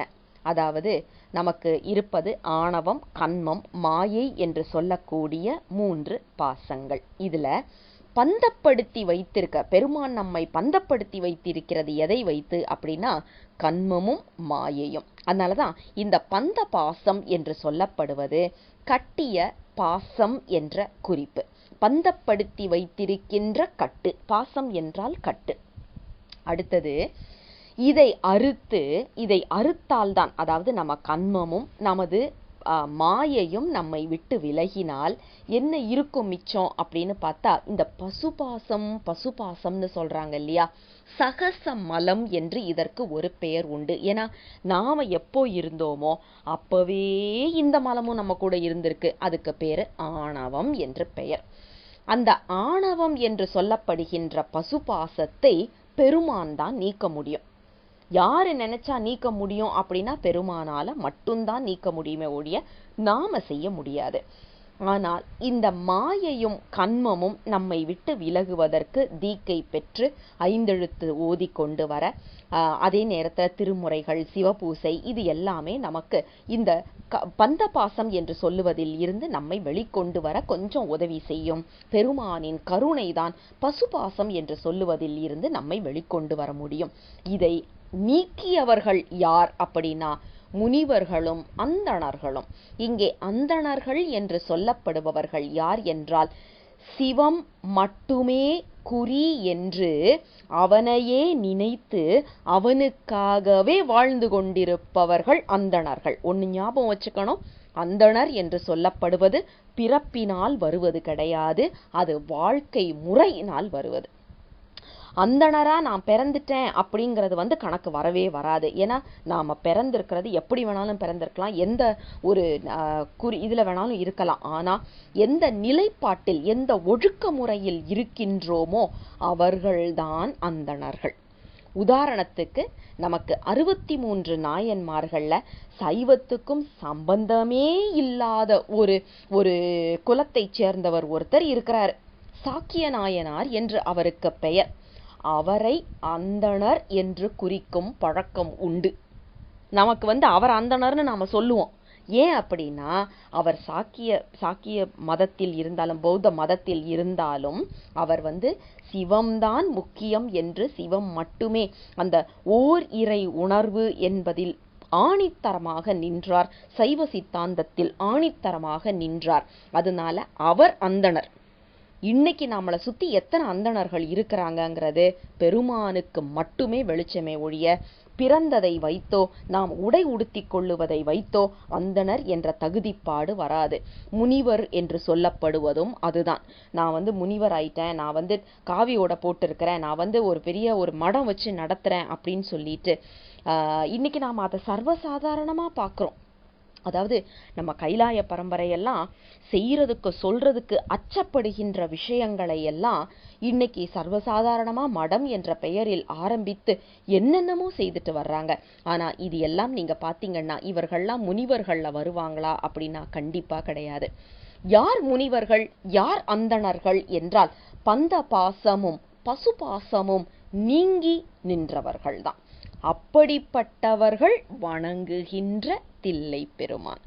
இதை நீக்க வேண்டியதும் தில்லை பெருமான் தான், அது நீங்கிய பிறகு நாம் வழிபட வேண்டியதும் தில்லை பெருமான் தான் என்ற குறிப்பை மிக அழகாக எடுத்து சொல்லுகின்றார் ஆசிரியர். இதில் அடுத்த ஒரு குறிப்பு நாம் இதில் பார்க்க வேண்டியது, இந்த வயிற்று பகுதி என்று சொல்லப்படுவது உண்மை விளக்கம் நூலில் 33வது பாடலாக, அதாவது ஊன நடனத்தை குறிக்கும் ஒரு அருமையான பாடல் இருக்கின்றது.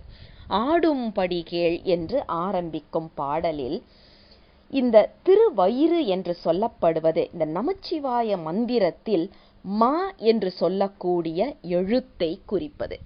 இந்த மா என்று சொல்லப்படுவது மாயை. ஆக மாயை என்று சொல்லப்படுவதை நம்மிடம் இருந்து விலக்கி அருள் செய்ய வேண்டியது யார் என்றால் அந்த அம்பலக்கூத்தன். அந்த குறிப்பை தான் நமக்கு இந்த பாடலில் வைத்து ஐந்தெழுத்தையும் நினைவு கூர்ந்து அதே நேரத்தில் அம்பலக்கூத்தனின் அழகிய நடனத்தையும் அவரது அழகிய வடிவத்தையும் நம் கண்முன் கொண்டு வந்து நிறுத்தி அருள் செய்கின்றார் ஆசிரியர்.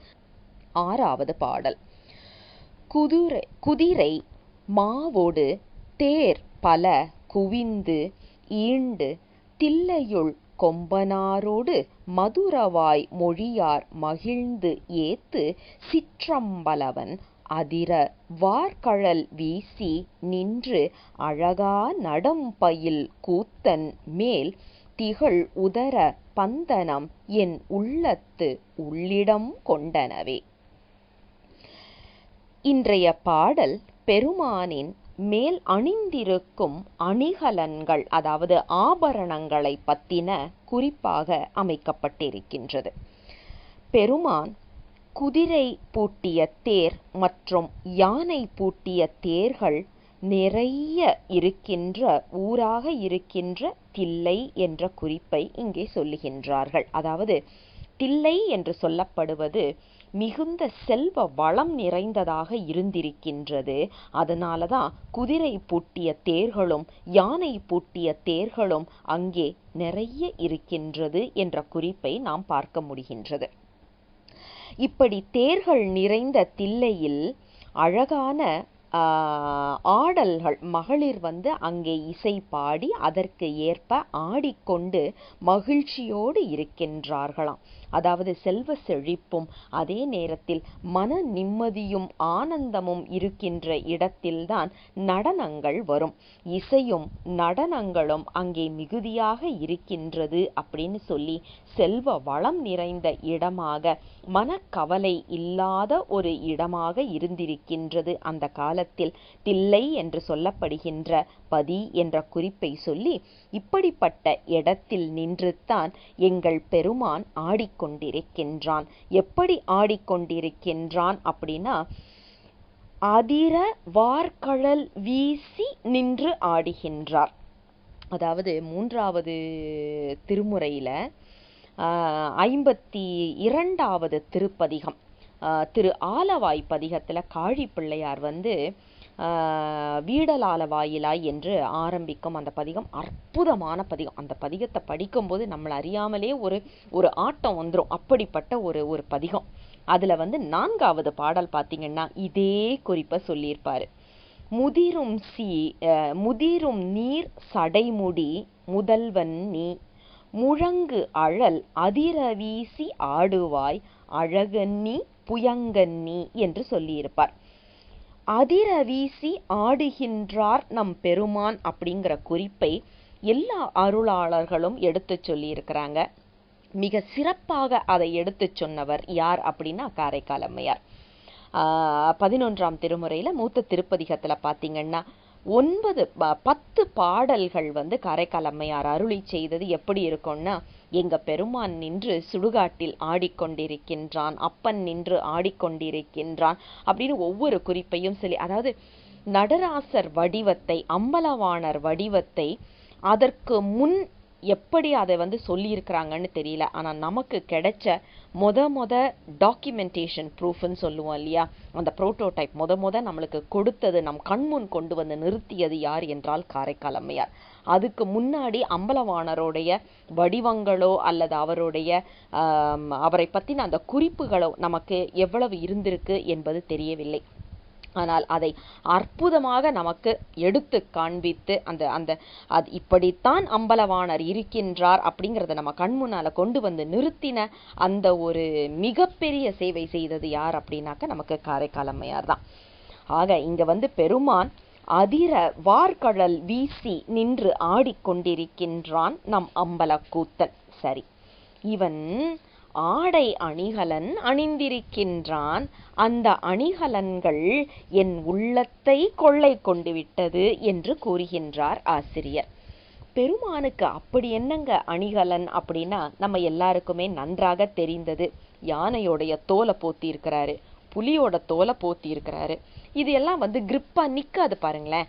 அதை நிக்க வைக்கிறதுக்காக என்ன பண்ணியிருக்கிறாருன்னா பாம்பை எடுத்து சுத்தி கட்டிட்டு அந்த பாம்போடைய கட்டுல அந்த ஆடை நிற்பது போல சுத்தி சுத்தி, அதாவது இப்ப நாம ஒரு அலங்காரம் அப்படின்னு பண்ணிட்டோம்னா மோதிரத்துல இருந்து கம்மல்ல இருந்து என்னென்னமோ போடுறோம் இல்ல, பெருமான் அனைத்திற்குமே பாம்பைத்தான் பயன்படுத்தி இருக்கின்றார் அப்படிங்கிற குறிப்பை நாம நிறைய இடத்துல பார்க்க முடிகின்றது. இந்த பாடலிலும் அதே குறிப்பை நமக்கு அழகாக வைத்து அருள் செய்கின்றார் ஆசிரியர். அப்படிப்பட்ட ஆடை அலங்காரங்கள் என் கண்முன் நின்று என் உள்ளத்தை மயக்கி என்னை ஆட்கொண்டு விட்டது அப்படிங்கிற குறிப்பை நமக்கு சொல்லுகின்றார் ஆசிரியர். அம்பலவாணனை அம்பலக்கூத்தனை எப்படி கண்டு ரசிக்க வேண்டும் என்று நமக்கு கொடுத்திருக்கின்ற மற்றும் ஒரு பாடல், 7வது பாடல்.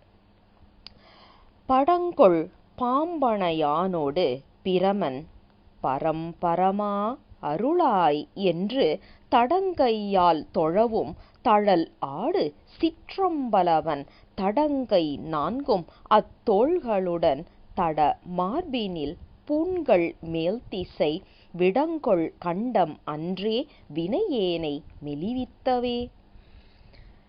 இன்றைய பாடல் நிறைய பாம்பு சம்பந்தப்பட்ட குறிப்புகள் இருப்பதாக நாம பார்க்க முடிகின்றது.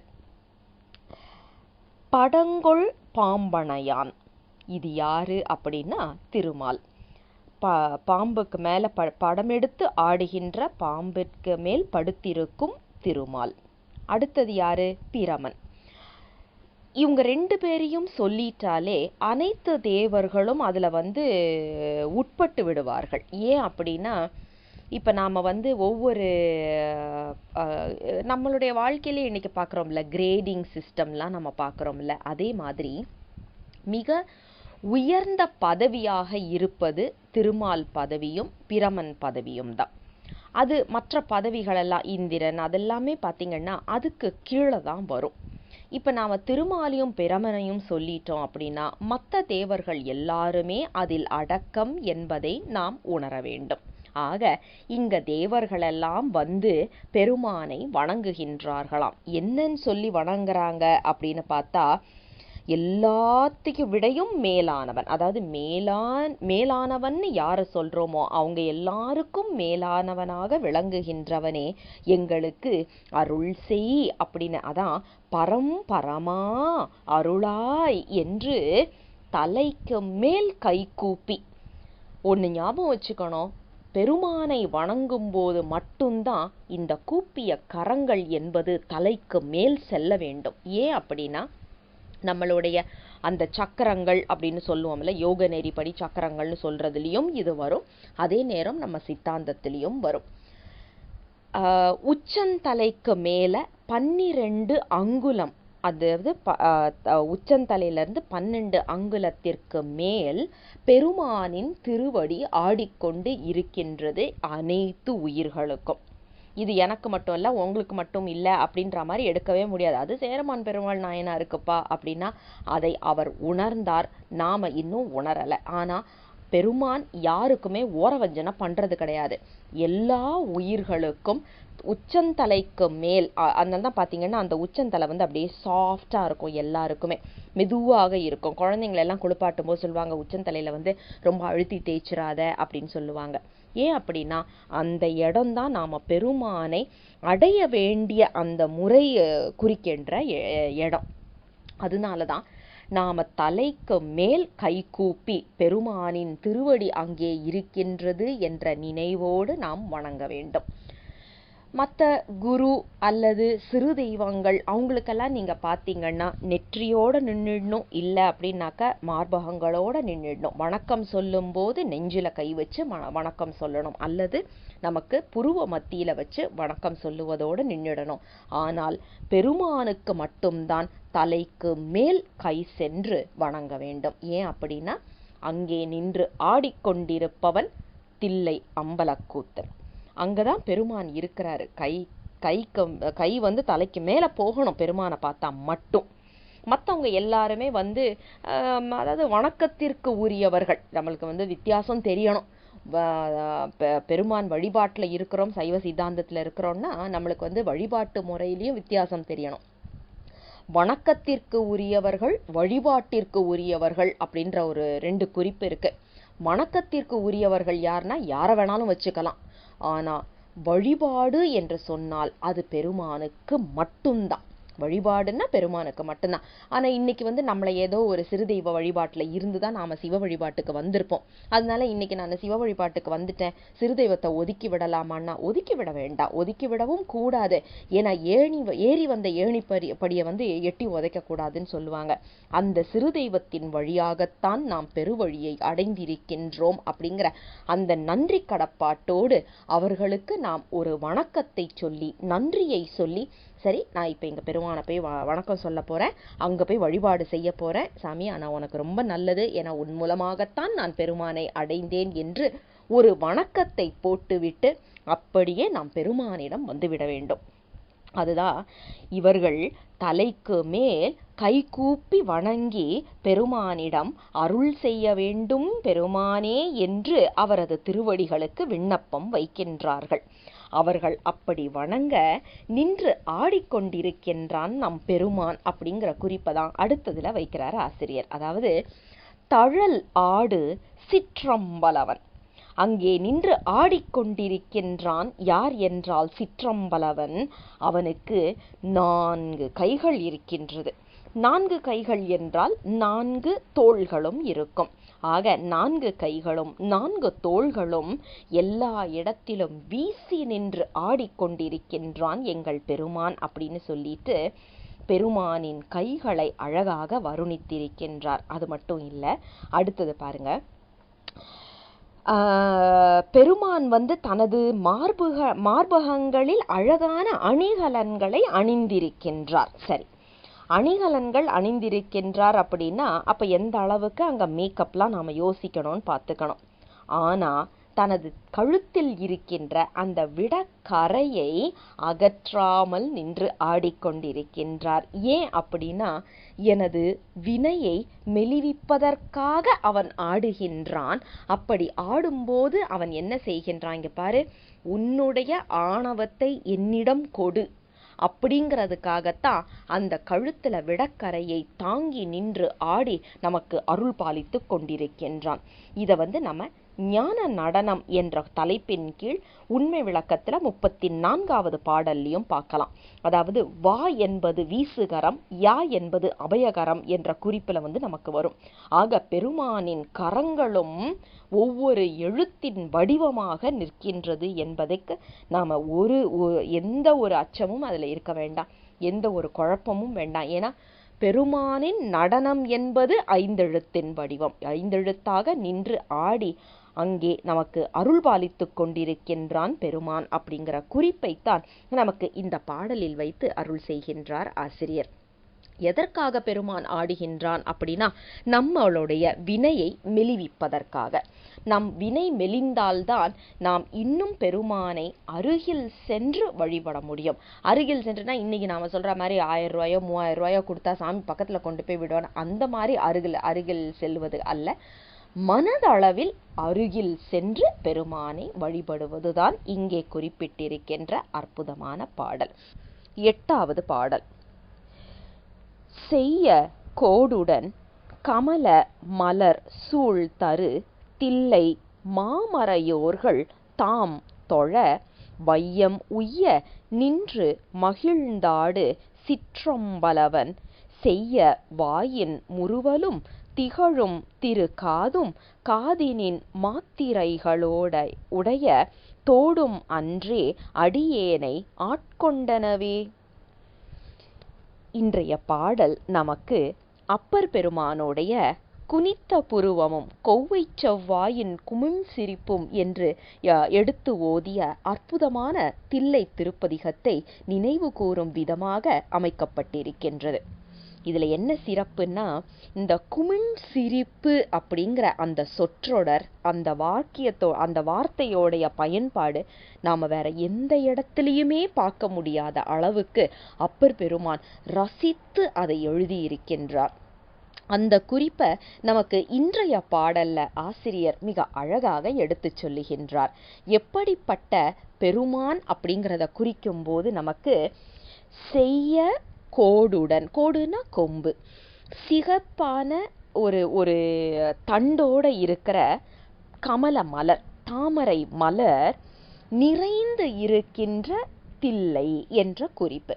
அதாவது தாமரை அப்படின்னு சொல்லியாச்சுதுன்னா அது நீரில் வளரும், நீர் நிறைந்து இருக்க வேண்டும், நீர் வளம் நிறைந்ததாக இருக்கின்ற இடமாக இருக்க வேண்டும். ஆக நீர் வளம் நிறைந்த இடமாக தில்லை என்ற திருத்தலம் இருக்கின்றது.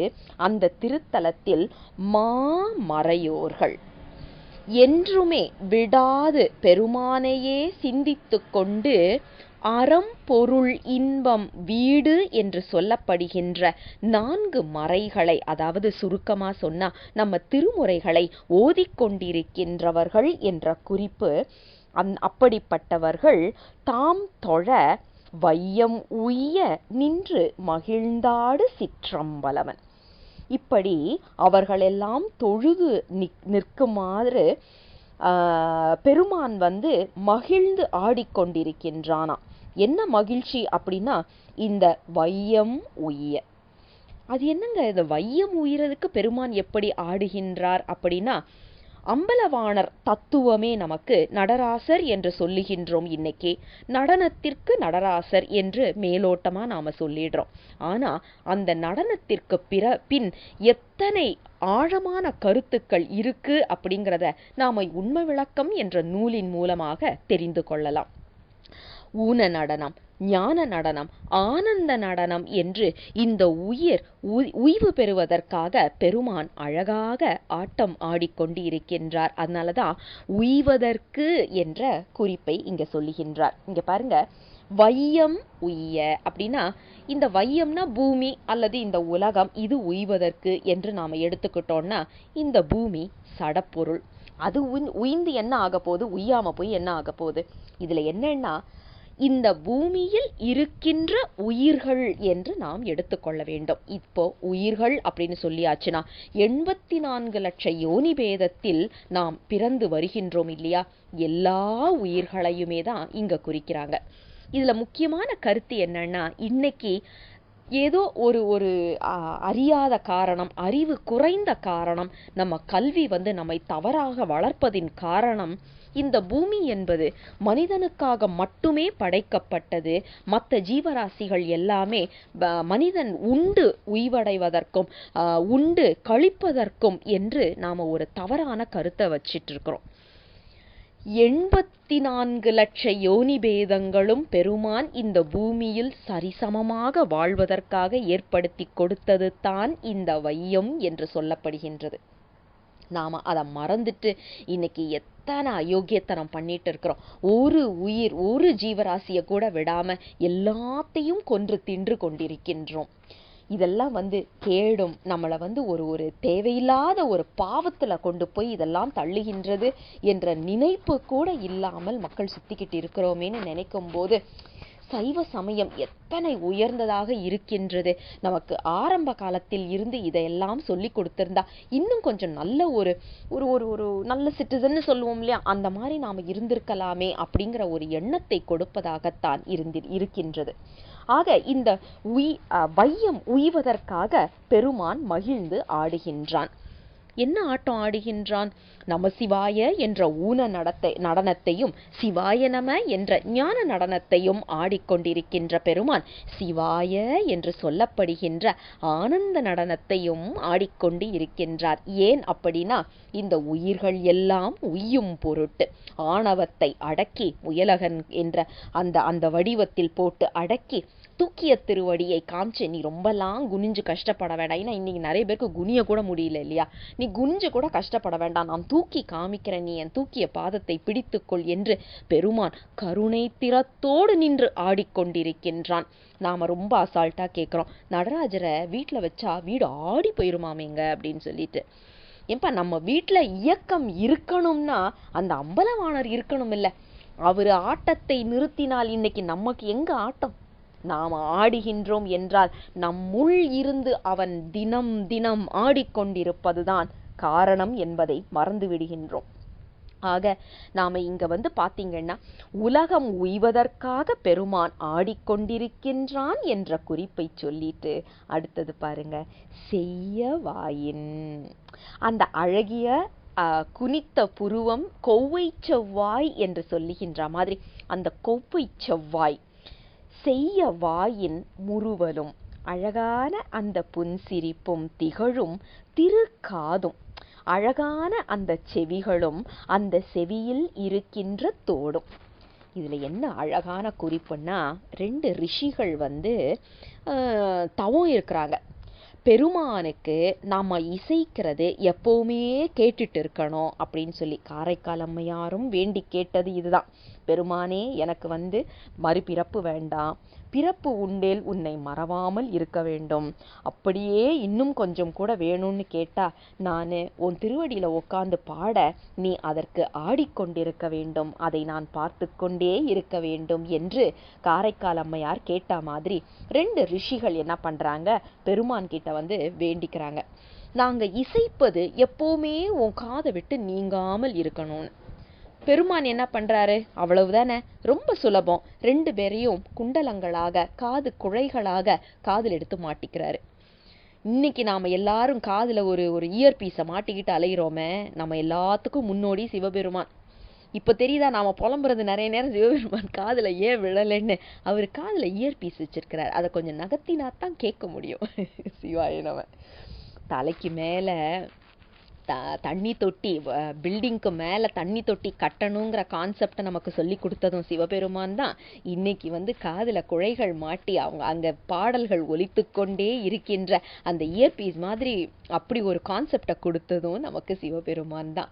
ஆக அற்புதமான அந்த குழைகளை நமக்கு நினைவுபடுத்துவது போல நின்று ஆடிக்கொண்டிருக்கின்றான், அவன்தான் என்னை ஆட்கொண்டு இருக்கின்றான் என்று அழகாக எடுத்து சொல்லுகின்றார் ஆசிரியர். 9வது திருப்பாடல். செற்றுவன் புறம் தீயழ சிலை கோலி ஆரழல் ஊட்டினான் அவன், எற்றி மாமணிகள் எரி நீர்த்தில்லை அம்பலவன், மற்றை நாட்டம் 2மொடு மலரும் திருமுகமும் முகத்தினுள் நெற்றி நாட்டமன்றே நெஞ்சுளே திளைக்கின்றவே. இன்றைய பாடல் பெருமானின் வீரத்தை எடுத்துச் சொல்லி அவனது நெற்றிக் கண்ணின் அழகினையும் எடுத்துச் சொல்லுகின்றார் ஆசிரியர். அதாவது, கோபம் கொண்டு முப்புறங்களை எரிக்கின்றான் நம் பெருமான். இப்ப முப்புறங்களை எரிக்கிறாங்க, 3 கோட்டையை எரிக்கச் செல்லுகின்ற நம் பெருமான் கையில எடுத்துட்டு போறது ஒரே ஒரு அம்பு தான் எடுத்துட்டு போறாரு. அததான் நம்ம மாணிக்க வாசகர் பெருமான் திருவாசகத்துல கிண்டலுக்கு பாடியிருப்பாங்க. அர்ஜுனன் உன்னுடைய அடியவன், உன்னை வேண்டி தவம் இருக்கின்றான், ஆனா அவன் கூட சண்டை போடுறதுக்கு நீ அவ்வளவு அம்பு எடுத்துட்டு போன, ஆனா உன்னுடைய எதிரிகள் 3 பேரு, அவங்கள அழிக்கிறதுக்கு குறைஞ்சது 3 வில்லாவது நீ எடுத்துட்டு போகணும் இல்ல, 3 அம்பாவது, அது இல்லாம ஒன்னே ஒன்னு எடுத்துட்டு போறியே அப்படின்னு சொல்லிட்டு பெருமானை பார்த்து ஒரு மாதிரி ஒரு நயத்தோட ஒரு கேள்வி கேட்பாரு. எதை சொல்லுது இது அப்படின்னாக்க, பெருமான் நினைத்த மாத்திரத்தில் காரியங்களை நிகழ்த்தி முடிப்பார். அவருக்கு இந்த அம்பு, வில்லு, கோடாலி, கம்பம் இதெல்லாம் தேவை கிடையாது. நினைத்த சங்கல்ப மாத்திரையில் என்று சொல்லுவார்கள். நினைத்த மாத்திரத்தில் அனைத்தையும் முடித்து அருளுகின்ற பேரருளாளன் நம் சிவபெருமான். திரிபுர சம்ஹார மூர்த்தியாக விளங்குகின்றவன் பெருமான். ஒரு பெரிய மலையை வளைக்கிறாரு. எல்லா தேவர்களும் பெருமானுக்கு உதவிக்கு வர்றாங்க. ஒருத்தர் தேரா வர்றாங்க, குதிரைகள் ஒவ்வொன்றும் ஒவ்வொருத்தர். அப்போது திருமால் விடையாக பெருமானை தாங்குகின்றான். அக்னி தேவனும் அந்த அம்புல உட்கார்றான். எல்லாமே நல்லபடியா வருது. ஆனா ஏதாவது ஒண்ணு பெருமான் அதில் பயன்படுத்தினாரா அப்படின்னா ஒன்னையுமே பயன்படுத்தலைங்க. அவர் அப்படி பார்த்து ஒரு புன்சிரிப்பு சிரிக்கிறாரு. 3 கோட்டைகளும் அப்படியே அழிந்து விடுகின்றது. இது புராணம். நமக்கு தேவையானது என்னன்னா, இந்த முப்புரங்கள் என்று சொல்லப்படுவது என்ன அப்படிங்கிறத நாம கொஞ்சம் ஆழமா பார்த்தோம்னா, முப்புறமாவது மும்மல காரியம் என்று அழகாக நமக்கு எடுத்து சொல்லுகின்றது திருமந்திரம். இந்த 3 கோட்டைகள் என்று சொல்லப்படுவது நம்மிடம் இருக்கின்ற அந்த ஆணவம், கன்மம், மாயை என்று சொல்லப்படுகின்ற 3 கோட்டைகள். அது எத்தனை வலுவுள்ளதாக இருக்கின்றது அப்படின்னா, இரும்பு கோட்டையும் வெள்ளிக்கோட்டையும் தங்கக்கோட்டையும் எவ்வளவு அப்படியே பயங்கர ஸ்ட்ராங்னு சொல்லுவாங்க. அந்த மாதிரி ஒரு ஒரு கெட்டித்தன்மையுடையதோ ஆக இருக்கின்றது. எது போலன்னா நம்ம கிட்ட இருக்குல்ல, நம்மளுடைய அறியாமையும் நம்மளுடைய வினைகளும் அப்படித்தான் இருக்கு. இது எப்போது அழியும் அப்படின்னு நீங்க பாத்தீங்கன்னா, நீங்க எவ்வளவு முயற்சி பண்ணாலும் அழியாது. அதாவது கழுத்து நிறைய தண்ணியை வச்சுட்டு நின்று அதுல இருந்து தவம் பண்றது, நெருப்புக்கு நடுவுல நின்று தவம் பண்றது, மலைக்கு மேலே ஏறி உட்காந்துட்டு தவம் பண்றது, இதெல்லாம் உதவுமா அப்படின்னா கண்டிப்பாக உதவாது. எப்போது இந்த 3 கோட்டைகள் அழியும் அப்படின்னா, பெருமானின் கடைக்கண் நோக்கம் எப்போது நம்மேல் விழுகின்றதோ, அவனது புன்சிரிப்பு எப்போது நம்மேல் வருகின்றதோ, அந்த நேரத்தில் இந்த 3 கோட்டைகளும் அழியும். எப்போ பெருமான் நம்மை பார்த்து சிரிப்பான்? அவன் நம்ம கிட்ட வாய் திறந்து கேட்கிற ஒரே விஷயம், எப்பா பாடுப்பா, தமிழ் திருமுறைகள் பாடு என்று ஒவ்வொரு அருளாளரையும் அவன் பணி கொண்டது நமக்கு நன்றாக தெரியும். பெருமான் ஆசைப்பட்டு விருப்பப்பட்டு கேட்டு விருப்பப்பட்டு கைநோவ எழுதினது எது என்றால் திருமுறைகள் தான். அப்படிப்பட்ட திருமுறைகளை நாம் படிக்கும் போது பெருமானின் பார்வையும் அவனது புன்சிரிப்பும் நம்மேல் விழும். அது விழ விழ நம்ம கிட்ட இருக்கிற இந்த ஆணவம், கன்மம், மாயை இது அனைத்தும் பொடி பொடியாக போவது திண்ணம் என்ற குறிப்பில தான் அருளாளர்கள் அனைவருமே இந்த 3 மலங்களை பத்தி அழகாக நமக்கு முப்புரங்கள் என்ற வழியில நமக்கு சொல்லி அருள் செய்கின்றார்கள். சரி, இப்படிப்பட்ட பெருமான் எப்படிப்பட்டவன்? 3 புறங்களையும் எரித்து அருள் செய்த பெருமான் எப்படிப்பட்ட இடத்தில் நின்று ஆடுகின்றான் தெரியுமா? நீர்நிலைகள் அதிகமாக இருக்கின்றது. மணிகளை அப்படியே மோதி தள்ளி கொண்டு வருகின்ற நீர் வளம் நிறைந்த ஊராக இருக்கின்றது. அப்படிப்பட்ட அம்பலம், தில்லை அம்பலம் என்ற திருத்தலத்தில் அப்படிப்பட்ட இடத்தில் எங்கள் பெருமான் இருக்கின்றான். எப்படி இருக்கின்றான்? அவனுடைய அழகிய முகம், அதை பார்த்தாலே பார்த்துக்கிட்டே உட்காரணும் போல சொக்கி போற அழகு. அதனாலதான் சொக்கேசன். யோசிச்சு பாருங்க, சொக்கன், சொக்கேசன் என்றெல்லாம் நாம சொல்றோம்ல, அதெல்லாம் வேற யாருக்கு பொருந்தும்? பார்த்தா அப்படியே மயங்கி உட்கார வைக்கிற அழகு. அப்படிப்பட்டவனுக்கு 2 கண்கள் இருக்கின்றது. அதோடு மேல நெற்றியிலும் ஒரு கண் இருக்கின்றது. நெற்றிக்கண் என்று சொல்லப்படுவது ஞானத்தின் வடிவம் என்பதை நாம் மறந்துவிடக்கூடாது. பெருமானுக்கு 3 கண்கள். இந்த 3மே நமக்கு இந்த ஒளி என்று சொல்லப்படுவதும் சுடர் என்று சொல்லப்படுவதற்கும் ஆன அந்த விஷயங்களை தான் பெருமான் தனக்கு கண்களாக வைத்திருக்கின்றார். அதாவது சோர்ஸ் ஆஃப் லைட் அப்படின்னு நாம இன்னைக்கு சொல்றோம். எங்கிருந்து நமக்கு ஒளி கிடைக்கின்றது அப்படின்னா, சூரியன், சந்திரன் மற்றும் நெருப்பு. இந்த 3ம் தான் பெருமானுக்கு 3 கண்களாக இருக்கின்றது. நெற்றியில் இருப்பது நெருப்பு, அதாவது அக்னி, வலது கண் சூரியன், இடது கண் சந்திரன். பெருமானுக்கு 3 சுடர்களும். அதனாலதான் அருக்கனில் சோதி அமைத்தோன் காண்க என்று சொல்வதற்கான காரணம். பெருமான் என்ன செய்கின்றார் அப்படின்னா, சூரியனுக்கே ஒளி கொடுப்பது நம் பெருமான். பெருமானின் கண்களாக திகழ்கின்றதும் அதுதான். அதனால தான் பார்த்தீங்கன்னா பெருமானின் கண்கள் அவ்வளவு அழகா இருக்கும். ஏன்னா அது ஒளி பொருந்திய கண்கள் இல்லையா? ஒளி பொருந்திய கண்ணினாய் வா வா வா அப்படின்னு சொல்லிட்டு ஒரு பாடலும் இருக்கு.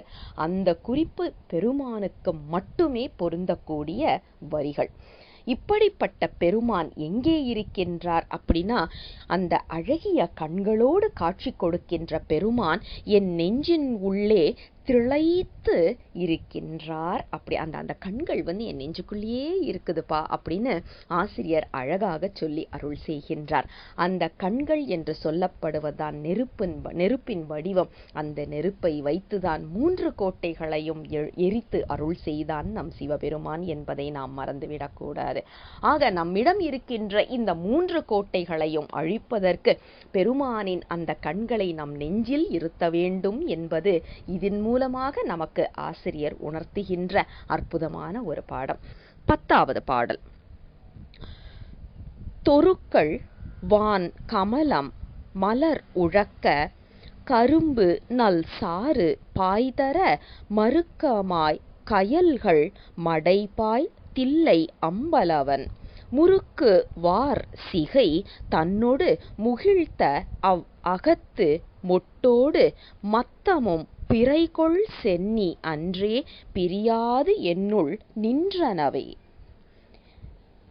இன்றைய பாடல் இந்த சடாமுடி என்று சொல்லப்படுகின்ற, அதாவது சடாமுடி என்று சொல்லியாச்சினாலே ஞான வடிவம் கொண்டது என்பது நாம் ஏற்கனவே சிந்தித்திருக்கின்றோம்.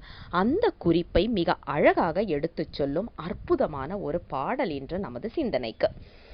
அதாவது தொருக்கள் என்று சொல்லியாச்சுன்னா பசுக்கூட்டங்கள். பசுக்கள் என்ன பண்ணுதான், நிறைய நீர் வளம் இருக்கிறதுனால அங்க தாமரை மலர்கள் அழகாக பூத்து நிற்கின்றது. இந்த பசுக்கள் என்ன பண்ணுதான், அந்த தாமரை மலர்களை போய் அப்படியே முகர்ந்து சாப்பிட்டுட்டு வருதாம். சாப்பிட்றதுக்கு அந்த நீர்ல அந்த சேர்ல இறங்குது. அப்போ அது கால் பட்டு அந்த இடத்துல கரும்பு தோப்பு மாதிரி இருக்கு போல இருக்கு. அதுல கால் பட்டு அந்த கரும்புல இருந்து சாறு ஒரு பக்கம் அப்படியே ஓடுதான். எந்த அளவுக்கு அந்த வளம் நிறைந்ததாக இருந்திருக்கணும் அப்படிங்கிறதுக்கு தான் இது எடுத்துக்காட்டு. ஏன் அப்படின்னா, கரும்பு தோட்டத்துக்கு பக்கத்துல கரும்பு தோட்டத்திலேயே தாமரைகள் முளைத்திருக்கின்றது ஒண்ணு. 2வது, அந்த கரும்பு அத்தனை செழிப்புள்ளதாக இருக்கு. இன்னும் அறுவடைக்கே அதை பண்ணவே இல்லை. அதாவது அது முதிர்ந்து நிக்குது. கால் பட்ட மாத்திரத்துல அப்படியே அதுல இருந்து அந்த சாறு ஒழுகுதான். அப்ப அந்த அளவுக்கு ஒரு வளம் நிறைந்ததாக இருந்திருக்கின்றது. அதோட சொல்லிட்டு இப்போ அந்த கால் படுறதுனால அந்த தண்ணியில கயல் மீன்கள் நிறைய இருக்குதான். அந்த கயல் மீன்களுக்கு அடிபட்டுடுதான். அடிபட்ட உடனே வேகமா ஓடுதான். யோசிச்சு பாருங்க, நாம ஒரு குளத்துலயோ ஆத்துலயோ காலை வைக்கிறோம் அப்படின்னா அங்க மீன்கள் இருந்ததுன்னா உடனே அங்கிருந்து அப்படியே ஓடிரும். அதான் ஒரு பழமொழியே உண்டு இல்லையா, கழுவுற மீன்ல நழுவுற மீன் அப்படின்னு சொல்லுவாங்க. நழுவிட்டே இருக்கும். அதோடைய அந்த தோலும் அந்த மாதிரி ஒரு தன்மை கொண்டதாக இருக்கும். மீன் அப்படின்னு சொல்லியாச்சுனாலே ஓடிரும். அடிபடுறதுக்கு அது விடவே விடாது. இந்த மாடு எவ்வளவு வேகமா நடக்க போகுது இல்லையா? அதுவும் பூமியிலேயே அவ்வளவு, அதாவது நிலத்திலேயே அவ்வளவு வேகமா நடக்காதது, தண்ணியில நீர்நிலைகள்ல இன்னுமே மெதுவாதான் நடக்கும். அப்படி நடக்கும் போதே அங்க கயல் மீன்களுக்கு அடிபடுதான். அப்ப என்ன குறிப்பு அப்படின்னாக்க, அந்த கயல் மீன்கள் அத்தனை இருக்கு, அதுக்கு அங்க இங்க நகர முடியாத அளவுக்கு செழிப்பா இருக்கு. இப்ப விட்டா நம்ம ஆளுங்க அங்க போனாக்க எல்லாத்தையும் அடிச்சு நவுத்திடுவாங்க. அந்த காலத்துல அவ்வளவு செழிப்புடையதாக இருந்திருக்கின்றது. நீர்வளம் ஒரு பக்கம், அதுக்கப்புறம் அங்க தாவரங்கள், அதனாலதான் கரும்பு இருந்திருக்கு. அதே மாதிரி மீன் இனங்கள் அதுவும் நல்லா செழிப்பா வளர்ந்துருக்குது. இப்ப அது அடிபடுறதுனால அப்படியே அங்கிருந்து ஓடுதான். இப்படிப்பட்ட வளப்பம் மிகுந்ததாக இருக்கின்ற தில்லை என்ற ஒரு குறிப்பு. இதுல நாம பார்க்க வேண்டியது என்ன அப்படின்னாக்க, இந்த பசு கூட்டங்கள் என்று சொல்லப்படுவது நாம தான். அது நமக்கு எல்லாருக்கும் தெரியும், நாம தான். நாம் எங்கே இருக்கின்றோம் அப்படின்னா நிலத்தில், சேரில், எல்லா இடத்துலையும் இருக்கிறோம். அப்படியே போய்கிட்டு தான் இருக்கிறோம். நல்லதும் இருக்குது நம்மக்கிட்ட, தீயதும் இருக்குது. கெடுதலும் நினைக்கிறோம், நல்லதும் நினைக்கிறோம். அதான் மனிதன் பாதி மிருகம் பாதி அப்படின்லாம் சொன்ன காரணம். இதில் நாம் நடந்து போய் பெருமானை வணங்குகின்றோம். அது எது போல அப்படின்னா அழகான அந்த திருவடிகளை சுவைப்பது. அந்த திருவடிகளை சுவைப்பது என்று சொல்லுவது எதுனா அந்த தாமரை. அந்த தாமரையை நாம் சுவைக்கும் போது நமக்கு எப்படிப்பட்ட இன்பம் கிடைக்கின்றது அப்படின்னு சொல்லியாச்சுன்னா, அந்த தேன் போல கரும்பில் இருந்து வழிகின்ற கருப்பஞ்சாறு தான் நமக்கு கிடைக்கின்ற பலன். இப்ப அதுல நம்மளை விட்டு நழுவி போறது எது? நாம் இப்போ பெருமானுக்கே சரண் அடைந்து நம்மை விட்டு நகர்ந்து போறது எது அப்படின்னா நம்மிடம் இருக்கின்ற இருளைத்தான் இங்கே கயல் மீன்களாக ஆசிரியர் அழகாக சுட்டி இருக்கின்றார். ஏன்னா கயல் மீன்கள் என்பது நம்மக்கிட்ட இருக்கிற ஆணவம் மலம் மாதிரி. பெருமானின் திருவடியை கெட்டியாக பிடித்து அதில் இருந்து வருகின்ற அந்த சாற்றை நாம் சுவைக்க ஆரம்பித்து விட்டோம் என்று சொல்லியாச்சுன்னா, நம்மிடம் இருக்கின்ற இந்த ஆணவம் என்பது கொஞ்சம் கொஞ்சமாக நம்மை விட்டு அடிபட்டு ஓடுவது போல ஓடிவிடும் என்ற குறிப்பை அழகாக எடுத்துச் சொல்லுகின்றார் ஆசிரியர். இப்படிப்பட்ட இடம்தான் தில்லை அம்பலம் என்று சொல்லப்படுகின்ற இடம். அங்கே தூக்கிய திருவடியை காண்பித்து கொண்டு நிற்கின்றான். அந்த தூக்கிய திருவடியை நாம் சிக்கன பிடித்து கொண்டால் நமக்கு அனைத்தும் நன்றாக நடக்கும் என்ற குறிப்பை அழகாக நமக்கு வைத்து அருள் செய்கின்றார் ஆசிரியர். சரி, அங்கே இருக்கின்ற அம்பலவாணர் எப்படி இருக்கின்றார் அப்படின்னா, இப்போது அவருடைய சிகை அலங்காரத்திற்கு வருகின்றார் ஆசிரியர். முறுக்கு வார் சிகை, அதாவது அழகான அப்படியே அந்த கொண்டை மாதிரி போட்டு நல்ல முறுக்கா வைத்திருக்கின்ற நீண்ட சடையை உடையவராக இருக்கின்றார் நம் பெருமான். சடாமுடி என்று சொல்லப்படுவது பெருமானுக்கு கிரீடம் அமைத்தது மாதிரி. மற்ற தேவர்களுக்கு எல்லாருக்கும் தங்கத்திலையும் வைரத்திலையும் இருக்கும். அது என்ன குறிப்புன்னா, ஏற்றி வைக்கிறாங்க அப்படின்னா இறக்குறதுக்கும் ஒரு நாள் வரும். ஆனால் பெருமானுக்கு யாரும் ஏற்றியும் வைக்க வேண்டாம், இறக்குற நாளும் வராது என்று காண்பிப்பதற்காகத்தான் அவனுக்கு சிகையே அழகான ஒரு சடாமுடியே கிரீடமாக அமைந்திருக்கின்றது. இந்த சடாமுடி என்று சொல்லியாச்சுன்னா விரிசடை, தாழ் சடை, ஏறு சடை என்று விதவிதமாக நமக்கு அருளாளர்கள் அருளி செய்திருக்கின்றார்கள். விரிசடை என்று சொல்லப்படுவது எப்போது நாம பார்க்கலாம் அப்படின்னா, பெருமான் வேக வடிவத்தில் இருக்கும்போது அவன் விரிசடையாக இருக்கின்றான். போக வடிவத்தில் இருக்கும்போது தாழ் சடையாக இருக்கின்றான். ஞான வடிவத்தில், அதாவது யோகம் என்று சொல்லப்படுகின்ற வடிவத்தில் இருக்கும்போது அவன் ஏறு சடையாக இருக்கின்றான். ஆக ஏறு சடை என்று சொல்லியாச்சினாலே நமக்கு பெருமானின் யோக வடிவத்தை அழகாக நினைவு கூறும் விதமாக அமைத்து கொடுத்திருக்கின்றார் ஆசிரியர். அப்படிப்பட்ட அந்த சிகையில் என்ன இருக்கு அப்படின்னு பார்த்தோம்னா, எல்லாரும் வெறுத்து ஒதுக்குகின்ற ஊமத்தை மலரை எடுத்து தன் தலையில் அழகாக சூடியிருக்கின்றான் பெருமான். எல்லாரும் வேண்டான்னு சொல்றத பெருமான் வாரி அணைச்சு அவனுக்கே உரித்தான அந்த அந்த பெருந்தன்மையையும் பேரருள் தன்மையையும் காண்பிப்பதாக ஒவ்வொரு இடத்துலையும் நாம பார்க்கிறோம்.